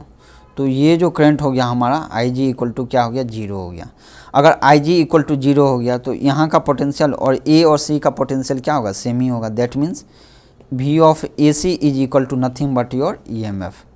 कोई डाउट है आपको, ठीक है। और मान लीजिए इसके अक्रॉस जो है पोटेंशियल V0 है, ये V0 हम एज्यूम कर रहे हैं ताकि इजीली हम लोग डिड्यूस कर सकें, सॉल्यूशन तक हम लोग पहुंच सके, ठीक है। आप V0 नहीं भी एज्यूम करोगे तो भी होगा, ठीक है।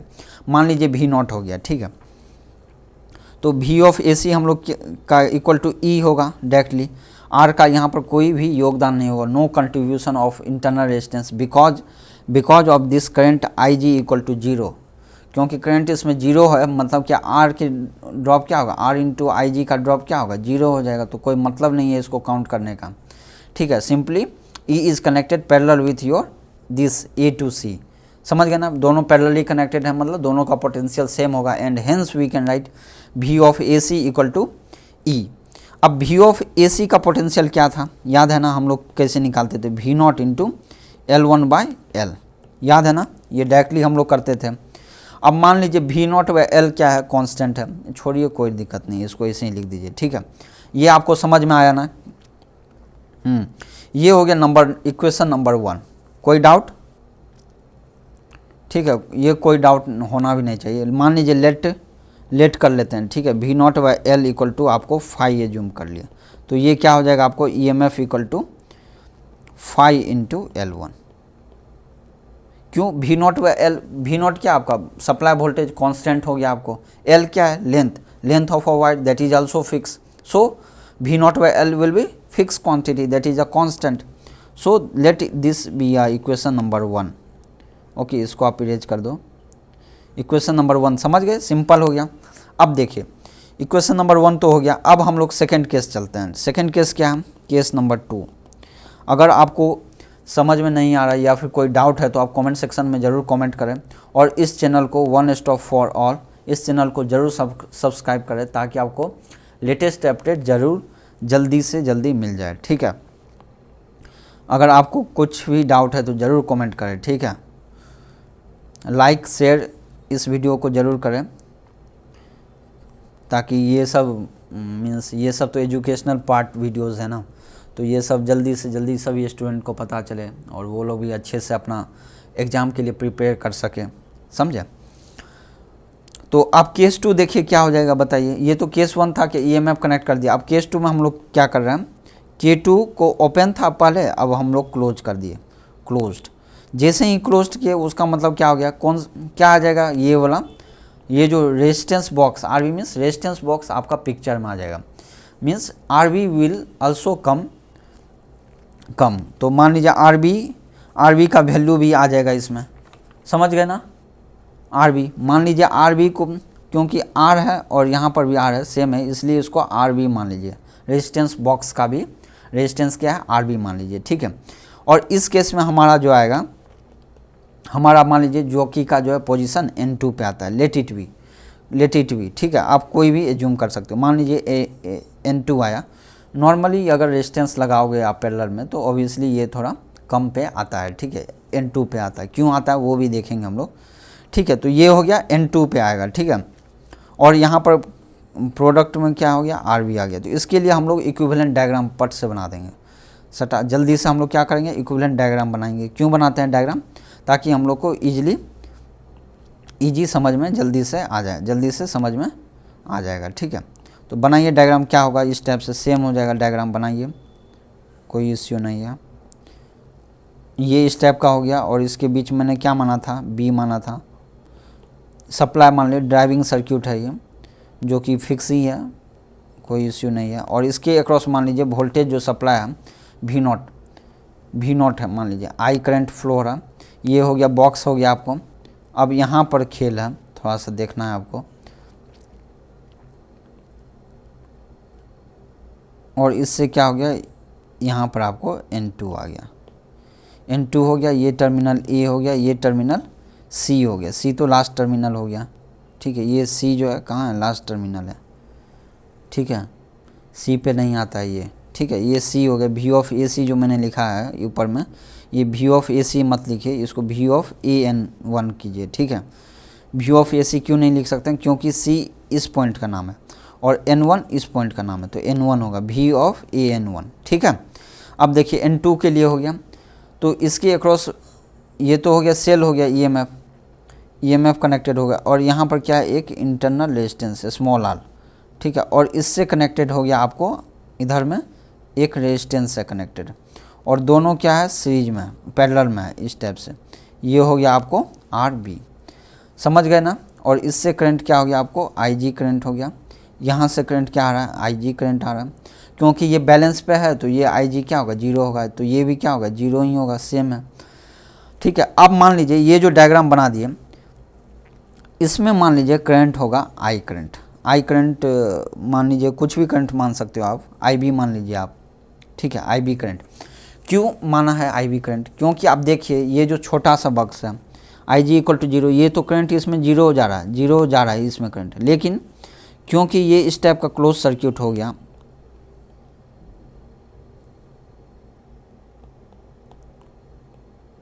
E और ये क्या हो गया, EMF, तो क्योंकि अगर इस टाइप का डायग्राम हो गया तो इसमें क्या हो गया, ऑब्वियसली एक करंट फ्लो होगा, और वो करंट क्या होगा, IB होगा करंट।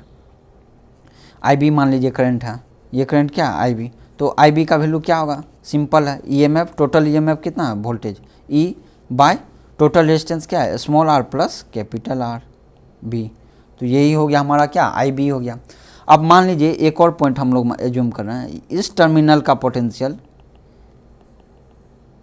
यहाँ का जो पोटेंशियल है इसको मान लीजिए V ऑफ B, क्या है ये पोटेंशियल, V ऑफ B मान लीजिए। अगर मान लीजिए ये terminal means RB, resistance box के अक्रॉस वोल्टेज क्या है, VB, और यही वोल्टेज क्या हो जाएगा आपको, इंटरनल रेजिस्टेंस और सेल के अक्रॉस का वोल्टेज हो जाएगा VB, और यही VB वोल्टेज किसके अक्रॉस है, A एंड N2 के अक्रॉस वोल्टेज है। तो इसको मैं लिखना चाहता हूँ, लिख लेता हूँ, V of AN2 will be equal to V of B। कोई इसमें डाउट है आपको। और ये करंट क्या है, IG इक्वल टू, देखिए करंट यहाँ पर 0 है पोटेंशियोमीटर का यही एक बहुत इंपॉर्टेंट पॉइंट है कि इसका जो करंट ड्रॉन या फिर जो देता है जिसको आप मेजर करना है, उसके साथ जो है करंट ना ही लेता है ना ही देता है, इसका यही मेन प्रॉपर्टी है। लेकिन ये तो इंटरनल सर्किट हो गया ना, ये तो क्या हो गया, इंटरनल का इंटरनल हो गया, तो इसमें तो ऑब्वियसली करंट फ्लो हुआ, वो भी IB करंट फ्लो हुआ। और यहाँ पर वोल्टेज क्या ले लिया, VB। कोई दिक्कत है इसमें आपको, नहीं ना, ठीक है। क्योंकि ये N2 पॉइंट आया, मान लीजिए इसका लेंथ हो गया L2, ठीक है, ठीक है। तो इससे आप क्या लिख सकते हैं, VB इक्वल टू क्या लिख सकते हो आप, L2 बाय L, ये लिख सकते हो ना, इंटू V0, इंटू क्या होगा, V0। ये आपको समझ में आया ना, VB या VAN2 का वैल्यू ये हो जाएगा। कोई दिक्कत इसमें, और क्योंकि V नॉट बाई एल क्या है आपको फाई है, कांस्टेंट है, into L2, this is nothing but your VV। This let this equation be second, okay, equation number 2। अब देखिए ये VV का वैल्यू आ गया, ठीक है। अब देखिए ये क्या हो गया आपको VV, ये क्या हो गया VV। तो इस डायग्राम से हम लोग क्या लिख सकते हैं, VV इक्वल टू क्या लिख सकते हैं, EMF RB इंटू IB, एक ये भी लिख सकते हैं, और क्या लिख सकते हैं, EMF के अक्रॉस VB है, तो VB इक्वल टू क्या लिख सकते हैं, EMF E minus IR into IB, ये भी तो आप लिख सकते हो। कोई दिक्कत इसमें है आपको, बताइए, कोई प्रॉब्लम है इसमें, बताइए, नहीं ना, ये आप समझ गए ना, ये भी लिख सकते हो ना। Let this be a equation number 3, ये क्या हो गया आपको इक्वेशन नंबर 3, ठीक है। ये समझ गए ना ये कैसे आया, VB equal to E minus R into IB। देखिए यहाँ पर पाथ हो गया ये, ठीक है। यहाँ पर आपने क्या माना, ये VB माना है, VB का टर्मिनल प्लस माना है, ठीक है।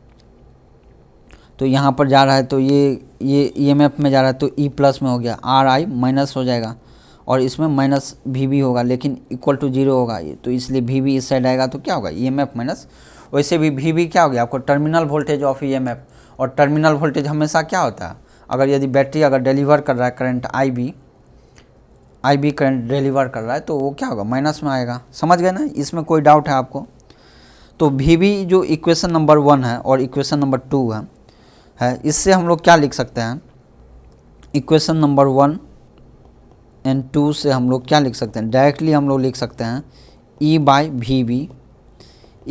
VB equal to L1 by L2। कोई प्रॉब्लम है इसमें आपको, नहीं ना। अब इसमें देखिए क्या लिख सकते हैं, EMF को क्या लिख सकते हैं आप, VB आपका क्या है, VB तो आपका टर्मिनल वोल्टेज है, और हमको क्या निकालना है, स्मॉल r निकालना है। VB तो आपका क्या हो गया टर्मिनल वोल्टेज हो गया, स्मॉल r तो पता ही है आपको।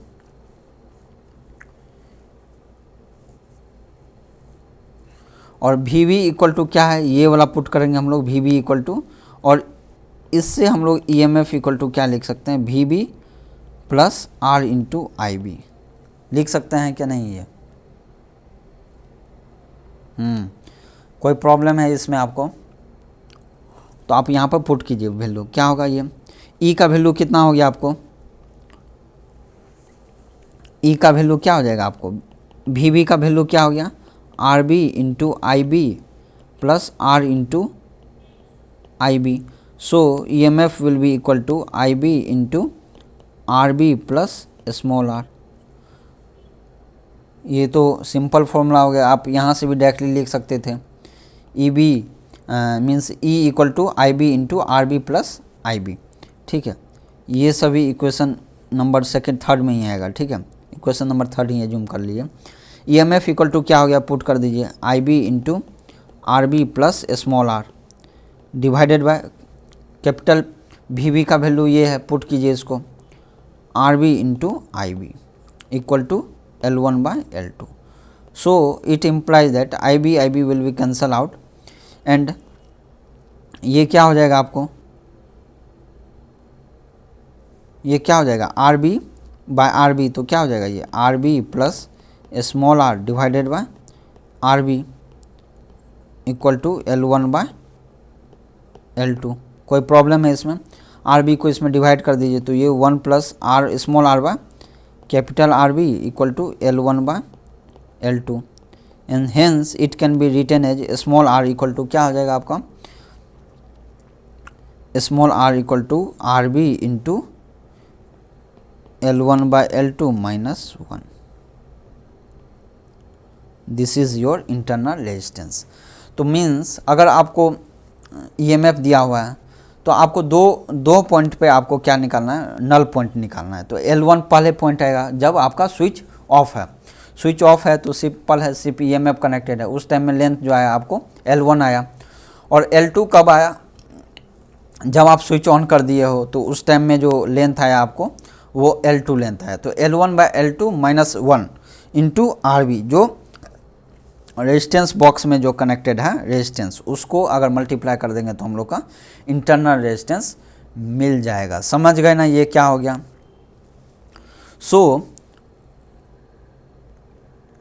सो समझ गए ना। तो इनसे पता चल गया कि हम लोग को इंटरनल रेजिस्टेंस का वैल्यू क्या होगा। सिंपल है, जो रेजिस्टेंस बॉक्स का वैल्यू होगा into ratio of length minus 1। समझ गए ना। R equal to RB bracket में होल ब्रैकेट है L1 बाय L2 माइनस 1। समझ गए ना। ये चीज़ वेरी इंपॉर्टेंट, ठीक है, ये न्यूमेरिकल में बहुत ज़्यादा हेल्पफुल होगा आपको। तो हम लोग क्या देखें, measure the internal resistance of a cell, कैसे मेजर किए हैं वो हम लोग को पता चल गया। इसमें तो दो इम्पोर्टेंट पॉइंट हो गया आपको। क्या ये जो यहाँ पर जो मेजरिंग सेल है जिसको हम लोग मेजर करेंगे उसका इंटरनल रेजिस्टेंस का और इसका जो ये डिफ्लेक्शन पॉइंट या नल पॉइंट होगा उस पर कोई इफेक्ट नहीं पड़ता है, फर्स्ट पॉइंट। सेकंड पॉइंट क्या है, जो ये सोर्स या ड्राइविंग सर्किट है उसका अगर रियोस्टेट को अगर वेरी करेंगे तो ऑब्वियस ज़रूर है कि हमारा जो नल पॉइंट है वो चेंज होगा, डिफ्लेक्ट होगा for a particular value of cell EMF। किसी एक EMF का मेजर करोगे तो वो चेंज होगा, ठीक है। समझ गए ना। ये हो गया ऑल अबाउट द पोटेंशियोमीटर का बेसिक कंसेप्ट। सो पोटेंशियोमीटर का एडवांटेज क्या है, measure advantage, it draw no current from the voltage source being measured. ये जो वोल्टेज सोर्स मेजर कर रहे हैं इससे क्या करंट ड्रॉ कर रहा है, ये पोटेंशियोमीटर जो वायर है हमारा, जो ये पोटेंशियोमीटर वायर या पूरा पोटेंशियोमीटर, ये जो पूरा पोटेंशियोमीटर ही हुआ ना ये यहाँ तक, ये करंट मेजर नहीं करता है। इसलिए करंट क्योंकि ये नहीं लेता है, ये कैसा काम करता है, आइडियल वोल्टमीटर की तरह, ठीक है। As such it is unaffected by the internal resistance of the source being measured.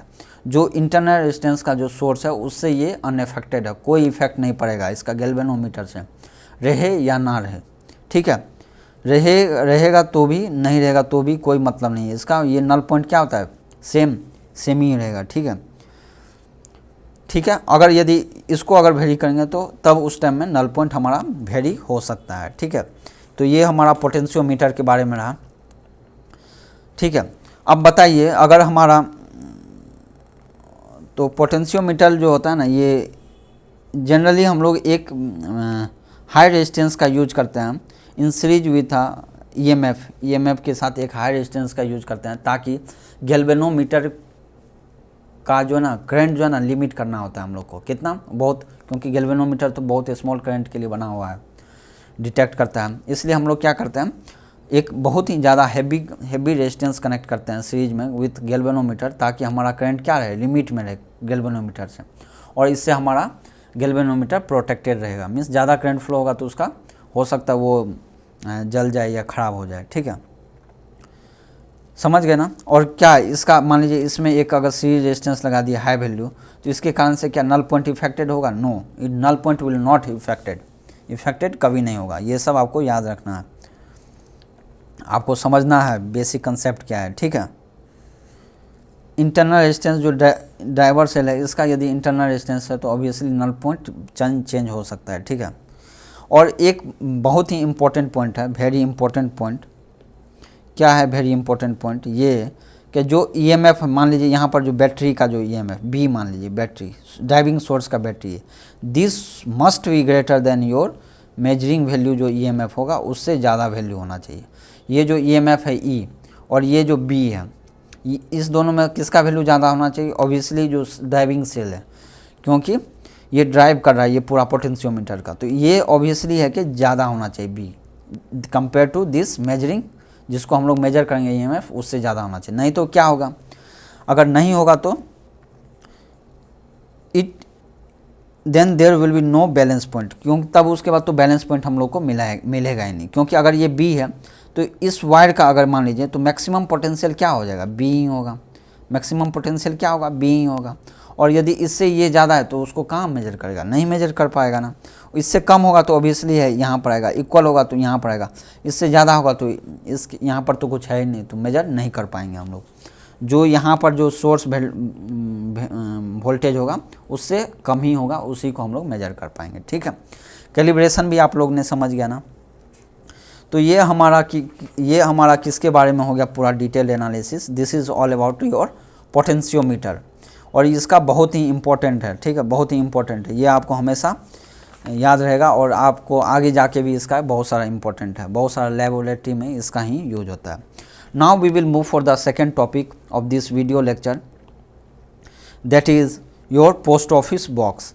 ये पोस्ट ऑफिस बॉक्स है, ये नहीं कि जो पोस्ट ऑफिस है वहाँ पर जाके आप लेटर भेजते हो, वो वाला पोस्ट ऑफिस नहीं है। ये पोस्ट ऑफिस बॉक्स नाम पर आया क्योंकि इसको पहले यूज किया जाता था पोस्ट ऑफिस में, ताकि मेजर कर सके जो भी वायर में जो फॉल्ट होता है ना, वायर में जो फॉल्ट होता है उसको डिटेक्ट करने के लिए, कहाँ पर फॉल्ट किया गया, कहाँ पर फॉल्ट हुआ है, उस लेंथ को डिटेक्ट करने के लिए हम लोग पोस्ट ऑफिस बॉक्स का यूज करते थे बहुत पहले। अभी ये सब अभी नहीं हो गया, अभी हाई फाई टेक्नोलॉजी हो गया है, ठीक है, तब पर भी हम लोग पढ़ लेंगे पोस्ट ऑफिस बॉक्स क्या है, जानकारी होना चाहिए क्या है, ठीक है। तो इसका बहुत ही इम्पोर्टेंट पॉइंट क्या है कि पोस्ट ऑफिस बॉक्स से हम लोग क्या करते हैं, अननोन रेजिस्टेंस मेजर करते हैं, मेजर अननोन रेजिस्टेंस हम लोग क्या करते हैं, मेजर। तो आपको पूछा जाएगा पोस्ट ऑफिस बॉक्स का यूज क्या है, अननोन रेजिस्टेंस का मेजर करते हैं, क्योंकि अननोन रेजिस्टेंस का अगर मेजर कर लिए तो आप उससे रेसिस्टिविटी भी निकाल सकते हो, और रेसिस्टिविटी क्या होते हैं, स्पेसिफिक रेजिस्टेंस, वो भी मेजर कर सकते हो।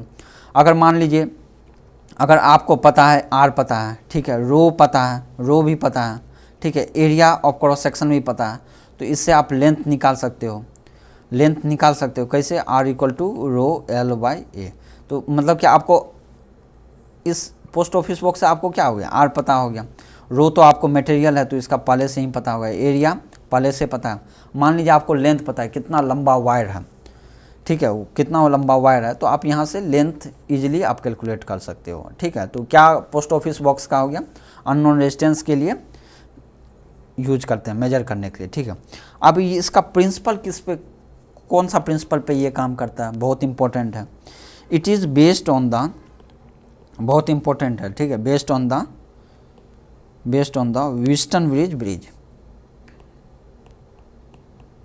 Wheatstone bridge principle. किसके बेस पे है, प्रिंसिपल, व्हीटस्टोन ब्रिज प्रिंसिपल पे डिपेंडेंट है। तो पोस्ट ऑफिस बॉक्स से क्या करते हैं हम लोग, अननोन रेजिस्टेंस को मेजर करते हैं, बोलिए आप लोग भी, अननोन रेजिस्टेंस को मेजर करते हैं, और किस पे, कौन सा प्रिंसिपल पे ये बेस करता है, व्हीटस्टोन ब्रिज प्रिंसिपल पे। बस इसका यही इंपॉर्टेंट 2 पॉइंट है, ठीक है। और उसके बाद देखते हैं क्या, ठीक है, यूज तो पता हो गया, यूज कहाँ होता था पहले का बात छोड़िए अब। तो ये अगर यदि किस पे बोले, व्हीटस्टोन ब्रिज पे, तो व्हीटस्टोन ब्रिज को आप देखिए किस टाइप का डायग्राम होता था, याद है ना, 4 आर्म्स होते थे, पी क्यू आर एस मान लीजिए, ये मान लीजिए अननोन रेजिस्टेंस है एक्स, इसी को हम लोग को मेजर करना है। तो यहाँ पर क्या है, एक गैल्वेनोमीटर कनेक्टेड रहेगा, ठीक है। तो इस पोटेंशियोमीटर का यूज कैसे करते थे बताइए, अननोन रेजिस्टेंस को निकालने के लिए सिंपल है, एक्स इक्वल टू क्या लिखते थे, P by Q into R. इसका ट्रिक तो हम बताए थे, क्रॉस प्रोडक्ट कर दीजिए, P X equal to R Q, तो इसको डिवाइड कीजिएगा तो X equal to P by Q into R. ये यहाँ से हम लोग x का वैल्यू निकालेंगे, अगर p का वैल्यू पता है आपको, q का वैल्यू पता है, r का वैल्यू पता है, तो आप इजीली कैलकुलेट कर सकते हैं। ये तो सिंपल हो गया व्हीटस्टोन ब्रिज का मेथड, x का वैल्यू कैसे निकालना है। तो अब देखिए ये जो p बाई क्यू आता है, p बाई क्यू टर्म होता है, तो ये क्या हो गया, रेशियो हो गया, इसलिए p बाई क्यू को हम लोग क्या बोलते हैं, रेशियो आर्म्स रेजिस्टेंस बोलते हैं। Ratio arm resistance means this and this is known as ratio arm resistance भी बोलते हैं, पी बाई क्यू, ठीक है। आर को हम लोग क्या बोलते हैं, रेजिस्टेंस, जो कि वेरिएबल है, रियोस्टेट, ये इसको भी वेरी कर सकते हैं, इसमें पी को भी वेरी कर सकते हैं, क्यू को भी वेरी कर सकते हैं, एक्स हम लोग को निकालना है। अब देखिए पोस्ट ऑफिस बॉक्स कैसा होता है, ये देखिए, ये हो गया डायग्राम पोस्ट ऑफिस बॉक्स का, ठीक है। यहाँ पर देखिए की है K1 एंड K2 छोड़िए, तो P को देखिए किसके बीच होना चाहिए, ए बी, तो ए पॉइंट मान लीजिए यहाँ है, बी पॉइंट मान लीजिए यहाँ पर है, इसके बीच क्या है, मान लीजिए P रेजिस्टेंस है, यहाँ पर 10 ओम हो गया, 100 ओम हो गया, 1000 ओम हो गया, जो भी आपको सेलेक्ट करना है उसको आप सेलेक्ट कर लीजिए।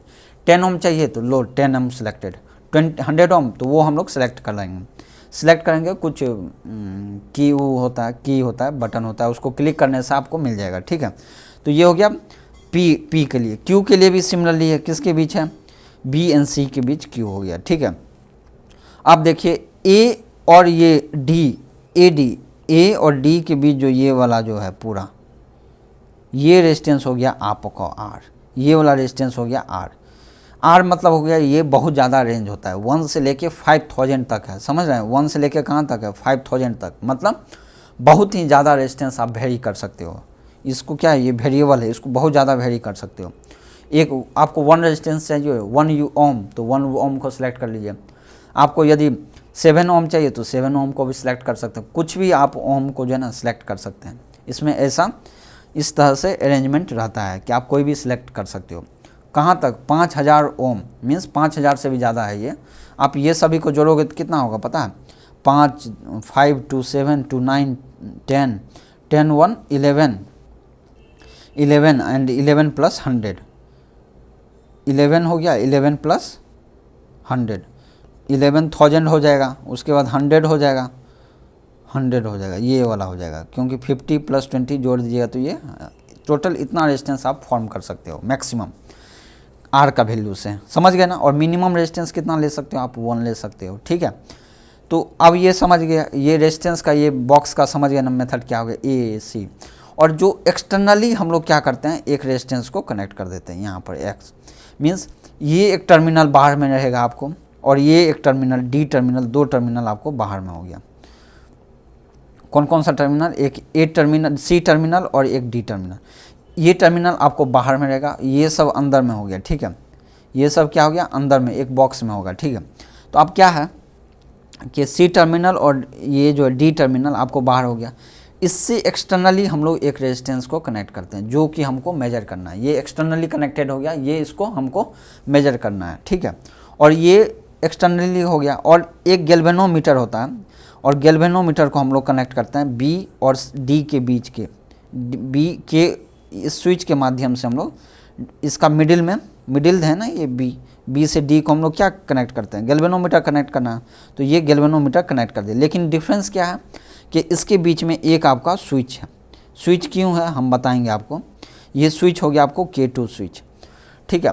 और जो ये K1 स्विच है ये किसके लिए है, ए से आपको वोल्टेज सोर्स जो सप्लाई वोल्टेज है उसको कनेक्ट करने के लिए हम लोग स्विच का यूज किया है, वो हो गया आपको K1 स्विच। इसके लिए K1 स्विच और गैल्वेनोमीटर के लिए K2 स्विच। बस ये हो गया आपको सिंपल डायग्राम। तो डायग्राम आपको समझ में आ गया ना, पोस्ट ऑफिस बॉक्स का कुछ भी नहीं है। पहले आप वेस्टर्न ब्रिज का डायग्राम समझिए कैसा है, P है तब Q है तब R है तब S। ये X क्या है इसको निकालना है, इसलिए हम लोग इसको C टर्मिनल और D टर्मिनल के एक्सटर्नली कनेक्ट करते हैं बाहर में। और ये जो इंटरनली है ये PQ हो गया या R हो गया, PQR हो गया, ये इंटरनली हो गया। गैल्वेनोमीटर को आप भी बाहर से कनेक्ट करना है। EMF जो सेल है वो सप्लाई हो गया, वो भी आपको बाहर से कनेक्ट करना है। तो मतलब 3 चीज़ हो गया आउटसाइड, और सब हो गया अंदर में हो गया। और कोई भी रेजिस्टेंस आपको सिलेक्ट करते हैं। तो मैक्सिमम R का वैल्यू इस डायग्राम में कितना सिलेक्ट कर सकते हो आप, 11100 ओम इतना सिलेक्ट कर सकते हो। मिनिमम R का मिनिमम वैल्यू कितना सिलेक्ट कर सकते हो, 1 ओम। और P का मैक्सिमम वैल्यू कितना हो सकता है, 1000 हो सकता है। और Q का मैक्सिमम 1000, ठीक है। ठीक है, तो ये आपका हो गया डायग्राम हो गया। ये गैल्वेनोमीटर है, तो इसको पता है कैसे करना है, बैलेंस ब्रिज मतलब क्या, इसमें इसको आपको बैलेंस कैसे करना है वो मैं बताता हूँ। पहले आपको क्या करना है, जो रेशियो आर्म है P एंड Q, इसका वैल्यू आपको कुछ स्पेसिफिक वैल्यू लेना है। इसका वैल्यू आपने सेलेक्ट कर लिया, कुछ भी वैल्यू ले लो आप। मान लीजिए दोनों का स्टार्टिंग में वैल्यू दोनों का सेम लेते हैं, जिससे हमारा रेशियो कितना आ जाता है 1। सेम वैल्यू लिए 1 आ गया, ठीक है। 10 ले लिए 1 आ गया। अब इसका वैल्यू आ गया। अब हम लोग R को जो है ना वेरी करते हैं, R को हम लोग क्या करते हैं, वेरी करते हैं। और गैल्वेनोमीटर का रीडिंग नोट करते हैं, ठीक है। तो इसका हम लोग 2 रीडिंग देखते हैं। एक रीडिंग लिए, मान लीजिए पॉजिटिव रीडिंग आया, और दूसरा रीडिंग लिए तो निगेटिव रीडिंग आया। मीन्स जब आप R को वेरी कर रहे हो तो ये मान लीजिए ना गैल्वेनोमीटर है, तो गैल्वेनोमीटर हुआ। तो मान लीजिए पॉजिटिव रीडिंग तो इधर में होता है गैल्वेनो डिफ्लेक्शन, निगेटिव डिफ्लेक्शन इधर। मान लीजिए एक पार्टिकुलर वैल्यू के लिए, मान लीजिए R का इक्वल टू R0 वैल्यू आया, तो उसमें क्या हो गया, आपको पॉजिटिव रीडिंग आया, कुछ पॉजिटिव डिफ्लेक्शन मिला। और R इक्वल टू R1 हुआ, तो उसमें आपको क्या आ गया, रीडिंग निगेटिव डिफ्लेक्शन आ गया। तो मतलब क्या हो गया, मतलब यही हुआ क्या, इस R के वैल्यू के लिए, R का जो वैल्यू हो गया आपको R0 एंड R1, इसी दोनों के बीच में हमारा क्या है, हमारा जीरो डिफ्लेक्शन आएगा, समझे। तो अगर आपको R का वैल्यू पता है और P/Q का वैल्यू पता है तो इससे आप x सिंपली निकाल सकते हो। कैसे? P/Q इंटू R कर दीजिएगा, तो x का भी रेंज क्या होगा, x का भी range directly proportional to R के रेंज के डायरेक्टली प्रोपोर्शनल आएगा, समझे। तो इस टाइप से हम लोग इसको कैलकुलेट करते हैं, फाइंड आउट करते हैं, समझे। तो ये ध्यान में रखिएगा, R ये जो एक्सटर्नल रेजिस्टेंस है वो किसके टर्मिनल है, जो इस टर्मिनल पे गैल्वेनोमीटर का एक टर्मिनल जिससे कनेक्टेड होता है उससे, और जो एक EMF टर्मिनल होता है उस टर्मिनल से हम लोग एक्सटर्नली कनेक्ट करते हैं, किसको, X को, ठीक है। ये हो गया पोस्ट ऑफिस बॉक्सेस। अब देखिए पोस्ट ऑफिस बॉक्स का आपको एक एग्जांपल मैं करवा देता हूँ सिंपल सा, कैसे फाइंड आउट होता है, ठीक है। मान लीजिए एक रेजिस्टेंस हम लोग को अननोन रेजिस्टेंस है, उसको निकालना है, X का वैल्यू हम लोग को मेजर करना है, ठीक है। तो आप कैसे मेजर करोगे, सबसे पहले क्या करना है, स्टेप 1 में आपको क्या करना है, फर्स्ट स्टेप में आप क्या करो, P एंड Q का वैल्यू एडजस्ट करो और इसका P का वैल्यू जो ना सेट करो P/Q equal to 1 value, by assuming मान लो P इक्वल टू 10 ओम ले लिया, 10 ओम और Q इक्वल टू 10 ओम ले लिए, दोनों का सेम वैल्यू ले लो, तो P/Q इक्वल टू 1 आ गया, मान लीजिए। अब R को हम लोग क्या करेंगे, वेरी करेंगे, R को वैली करेंगे और इससे दो R का वैल्यू आना चाहिए, एक R1 R0 R1, R0 मान लीजिए पॉजिटिव डिफ्लेक्शन आया और R1 मान लीजिए नेगेटिव डिफ्लेक्शन आया, ठीक है। और मान लीजिए इसका वैल्यू आप कुछ भी ले लो, आप R0 मान लीजिए इसका 4 ओम पे आया और निगेटिव डिफ्लेक्शन जहाँ पर आया उसका मान लीजिए 5 ओम, मीन्स R1 जैसे ही हम लोग रेजिस्टेंस R का वैल्यू चेंज करते हैं, R1 पे जैसे ही आते हैं देखते हैं निगेटिव डिफ्लेक्शन आ गया, R0 इक्वल टू 4 ओम लेते हैं तो देखते हैं हम लोग क्या पॉजिटिव डिफ्लेक्शन आ गया, मतलब जीरो डिफ्लेक्शन इसी दोनों के बीच में आएगा, ठीक है। तो यदि मान लीजिए R0 R1 ये हो गया तो इससे हम लोग का X का वैल्यू क्या हो जाएगा, सिंपल है P/Q into R, that means X value will be belongs to, X value किसके बीच में बिलोंग करेगा, 4 एंड 5, इसी दोनों के बीच में बिलोंग करेगा, क्योंकि R का वैल्यू 4 होगा या 5 होगा, P/Q तो 1 हो गया तो 4 होगा या फिर 5, तो ये X का वैल्यू क्या हो गया 4 एंड 5, मतलब X का वैल्यू इसी के बीच में आएगा, लेकिन क्या आएगा वो हम लोग को निकालना है, ठीक है, स्टेप बाय स्टेप। तो अब देखिए अब स्टेप 2 में क्या है, स्टेप 2 में देखिए आपको क्या करना है, आपको अब P एंड Q का वैल्यू अब हम लोग को चेंज करना है to get the closer value, to get the closer value of X का और अच्छा वैल्यू के लिए, ये तो 4 एंड 5 के बीच का है, तो कौन सा पॉइंट है, अच्छा वैल्यू लाने के लिए हम लोग क्या करेंगे, फिर से हम लोग P एंड Q का वैल्यू लेंगे और इस बार हम लोग जो है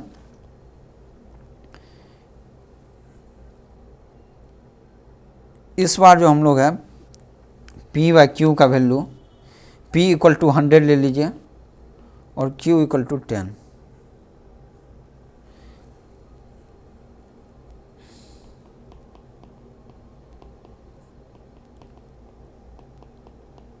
देखिए यहाँ पर क्या था, एरर क्या था, एरर मैं क्लियर करता हूँ। यहाँ पर X इक्वल टू क्या हो गया, ये एक्चुअली Q/P होगा, क्या होगा ये Q/P, means X equal to क्या होगा Q/P इंटू R होगा, ठीक है।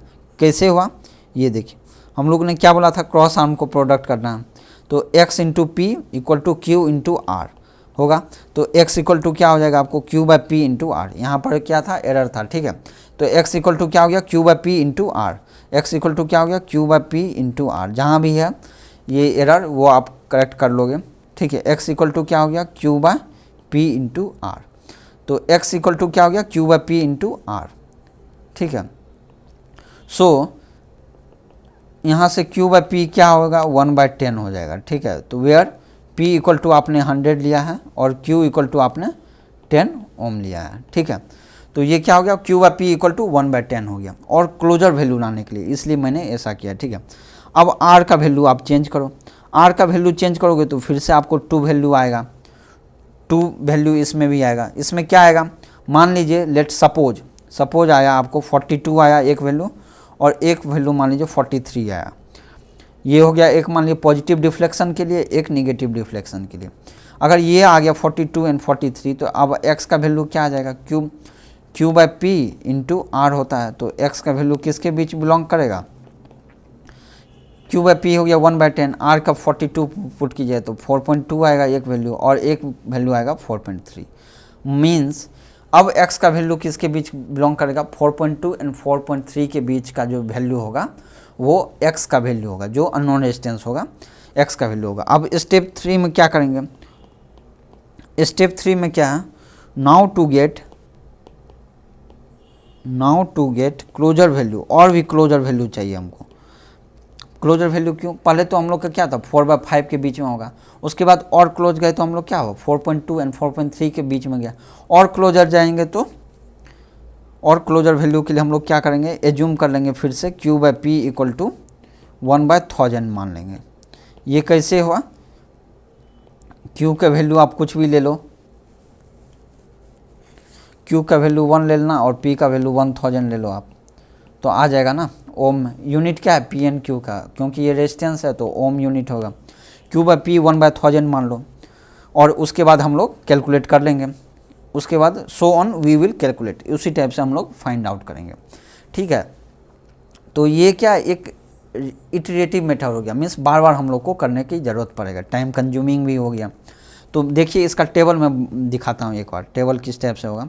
ये एक टेबल हो गया, टेबल में क्या है, रेजिस्टेंस इन रेशियो आर्म क्या था PNQ, resistance in arm AD means capital R, जो R रेजिस्टेंस है जिसको हम लोग वेरी किए थे वो, और डायरेक्शन ऑफ डिफ्लेक्शन ये सब नोट करना है, और जो अननोन रेजिस्टेंस है वो हम लोग को यहाँ पर मेजर करना है Q by P into R. तो अब देखिए पहले फर्स्ट रीडिंग में हम लोग ने क्या किया था, 10-10 दोनों वैल्यू लिया था, और आर का वैल्यू तो हम लोग चेंज कर रहे थे जॉकी का, तो उससे हम लोग का क्या क्या वैल्यू आया, 4 और 5 आया था, एक लेफ्ट साइड डिफ्लेक्ट कर रहा है, एक राइट साइड में डिफ्लेक्शन हो रहा है, तो मतलब क्या हो गया x का वैल्यू 4 से 5 के बीच में ही बिलोंग करेगा। सेकंड केस में क्या किया हमने, p का वैल्यू 100 ले लिया और q का वैल्यू 10। इस केस में हम लोग को बहुत सारा रीडिंग आया, इसमें 40 आया लेकिन बहुत ही ज़्यादा डिफ्लेक्शन हुआ। ये एक स्केल है, ये हो गया आपको न्यूट्रल मीन्स नल डिफ्लेक्शन जो बोलते हैं, ये मान लीजिए इस टाइप का स्केल है। ठीक है, तो इसमें क्या हो गया, एक तो यहाँ पर मान लीजिए ये तो क्या हो गया लार्ज डिफ्लेक्शन, लेफ्ट साइड हुआ, ये लेफ्ट में लार्ज डिफ्लेक्शन हुआ, और जो स्मॉल डिफ्लेक्शन हुआ देखिए यहाँ पर क्या लेफ्ट लार्ज। जब कैपिटल R 40 लेते हैं तो आपको क्या बहुत ज़्यादा डिफ्लेक्शन मीन्स ये वाला पॉइंट आया, और यदि आप 50 आप उसके बाद 42 ले रहे हो R का वैल्यू, तो लेफ्ट में आया लेकिन बहुत ही नियरेस्ट आया, तो 42 हो गया। और उसी तरह राइट के लिए हो गया, राइट में लार्ज एंड राइट के लिए 50 एंड 43। इसका मतलब क्या हो गया, हमारा R किसके बीच बिलोंग करेगा, जो लेफ्ट में है, क्योंकि ये पॉइंट क्या हो गया बहुत ही दूर हो गया, इसको तो करना ही नहीं, इसके बीच का ही लेना है। So we will take 42.4.2 to 4.3 का वैल्यू x का वैल्यू होगा। अब फिर से मैंने एक और एक्सपेरिमेंट किया, इस एक्सपेरिमेंट में क्या किया, फिर से मैंने p का 1000 लिया और इसका 10 वैल्यू लिया, और r का वैल्यू मैंने फिर से चेंज किया, तो उससे आप लेफ्ट राइट एज्यूम करो कि कौन सा डायरेक्शन में डिफ्लेक्शन हो रहा है, इसमें लेफ्ट रेट आ रहा है, इसमें लेफ्ट, इसमें नो डायरेक्शन, तो यही हो गया आपका आंसर। तो लेफ्ट में कितना हो गया 4.25 हो गया, तो 4.25 डिवाइड बाय 100 तो कितना आ जाएगा 4.25, तो so answer will be your x value 4.25, इतना यूनिट ओम हो गया। ये हो गया x का वैल्यू, इस टाइप से हम लोग कैलकुलेट करते थे, किस में, ये हो गया आपको पोस्ट ऑफिस बॉक्स में। समझ में आया ना ये क्या मेथड है, कैसे यूज करना है। तो ये हो गया all about the post office boxes. What is the working phenomena of the post office box, Wheatstone bridge principle, ये हमेशा याद रखना, विस्टन ब्रिज पे ही काम करता है। ठीक है, विस्टन ब्रिज जो पहले पढ़ चुके हैं आप देख सकते हैं, अगर आपको डाउट है विस्टन ब्रिज पे तो आप मेरा प्रीवियस वीडियो में जाके देख सकते हो। अगर आपको कोई भी डाउट है तो कमेंट सेक्शन में ज़रूर कमेंट करें, और इस चैनल को वन स्टॉप फॉर ऑल, इस चैनल को ज़रूर सब्सक्राइब करें। और ये पोस्ट ऑफिस बॉक्स से हम लोग क्या निकालते हैं, अननोन रेजिस्टेंस का वैल्यू निकालते हैं। ठीक है ना, कोई डाउट है आपको इसमें। अब एक पॉइंट मैंने यहाँ पर बताया था कि K2 एंड K1 दो स्विच होता है, क्या होता है K1 and K2, there is 2 switches. क्या है यहाँ पर 2 स्विच हैं, क्या है 2 स्विच है K2 एंड K1, दो स्विच है। और क्या है, K2 किससे कनेक्टेड है आपको, गैल्वेनोमीटर से ना, yes, K2 is connected with a galvanometer and K1 is connected your EMF, supply EMF।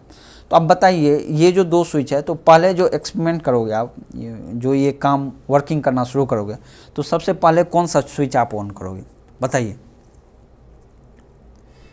First we will first on the K1 switch and then K2 switch, then K2 means galvanometer का switch हम लोग बाद में on करेंगे, पहले K1 का switch on करेंगे। क्यों, because if galvanometer switch K2 is on, क्या है, K2 is pressed, then just after closing the battery K1 current बहुत ज़्यादा ही बढ़ जाता है। क्या होता है रीज़न, मैं इसको लिखना चाहता हूँ, लिख देता हूँ, राइट कर देता हूँ ताकि आपको ईजिली अंडरस्टैंडिंग हो, ठीक है।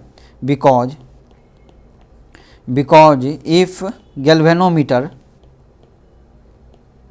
इफ गैल्वेनोमीटर की K2 is pressed first, then just after closing the battery means K2, battery means क्या हो गया आपको, K1 स्विच, बैटरी स्विच कौन सा, K1, द करंट क्या हो जाता है, सडनली राइज हो जाता है, करंट सडनली इंक्रीज्ड, करंट क्या होता है, बहुत ही ज़्यादा बढ़ जाता है, सडनली इंक्रीज, एंड सो इस सडनली करंट बढ़ने के कारण क्या होता है, बैक EMF जो होता है, EMF इन गैल्वेनोमीटर का बहुत ही ज़्यादा हो जाता है, गैल्वेनोमीटर का क्या हो जाता है, EMF बहुत ज़्यादा ही बढ़ जाता है, बैक EMF, कौन सा EMF, बैक EMF, और जिसके कारण से क्या होता है, जिसके कारण से हमारा गैल्वेनोमीटर क्या हो सकता है, ख़राब हो सकता है, ठीक है, विच में damage the galvanometer,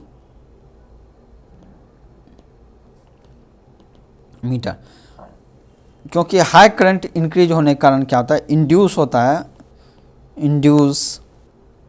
induce high EMF induce हो जाता है, हाई बैक EMF, बहुत ही ज़्यादा EMF जनरेट होता है कॉइल में, गैल्वेनोमीटर कॉइल में, और उसके कारण से EMF हमारा ये गैल्वेनोमीटर ख़राब हो सकता है।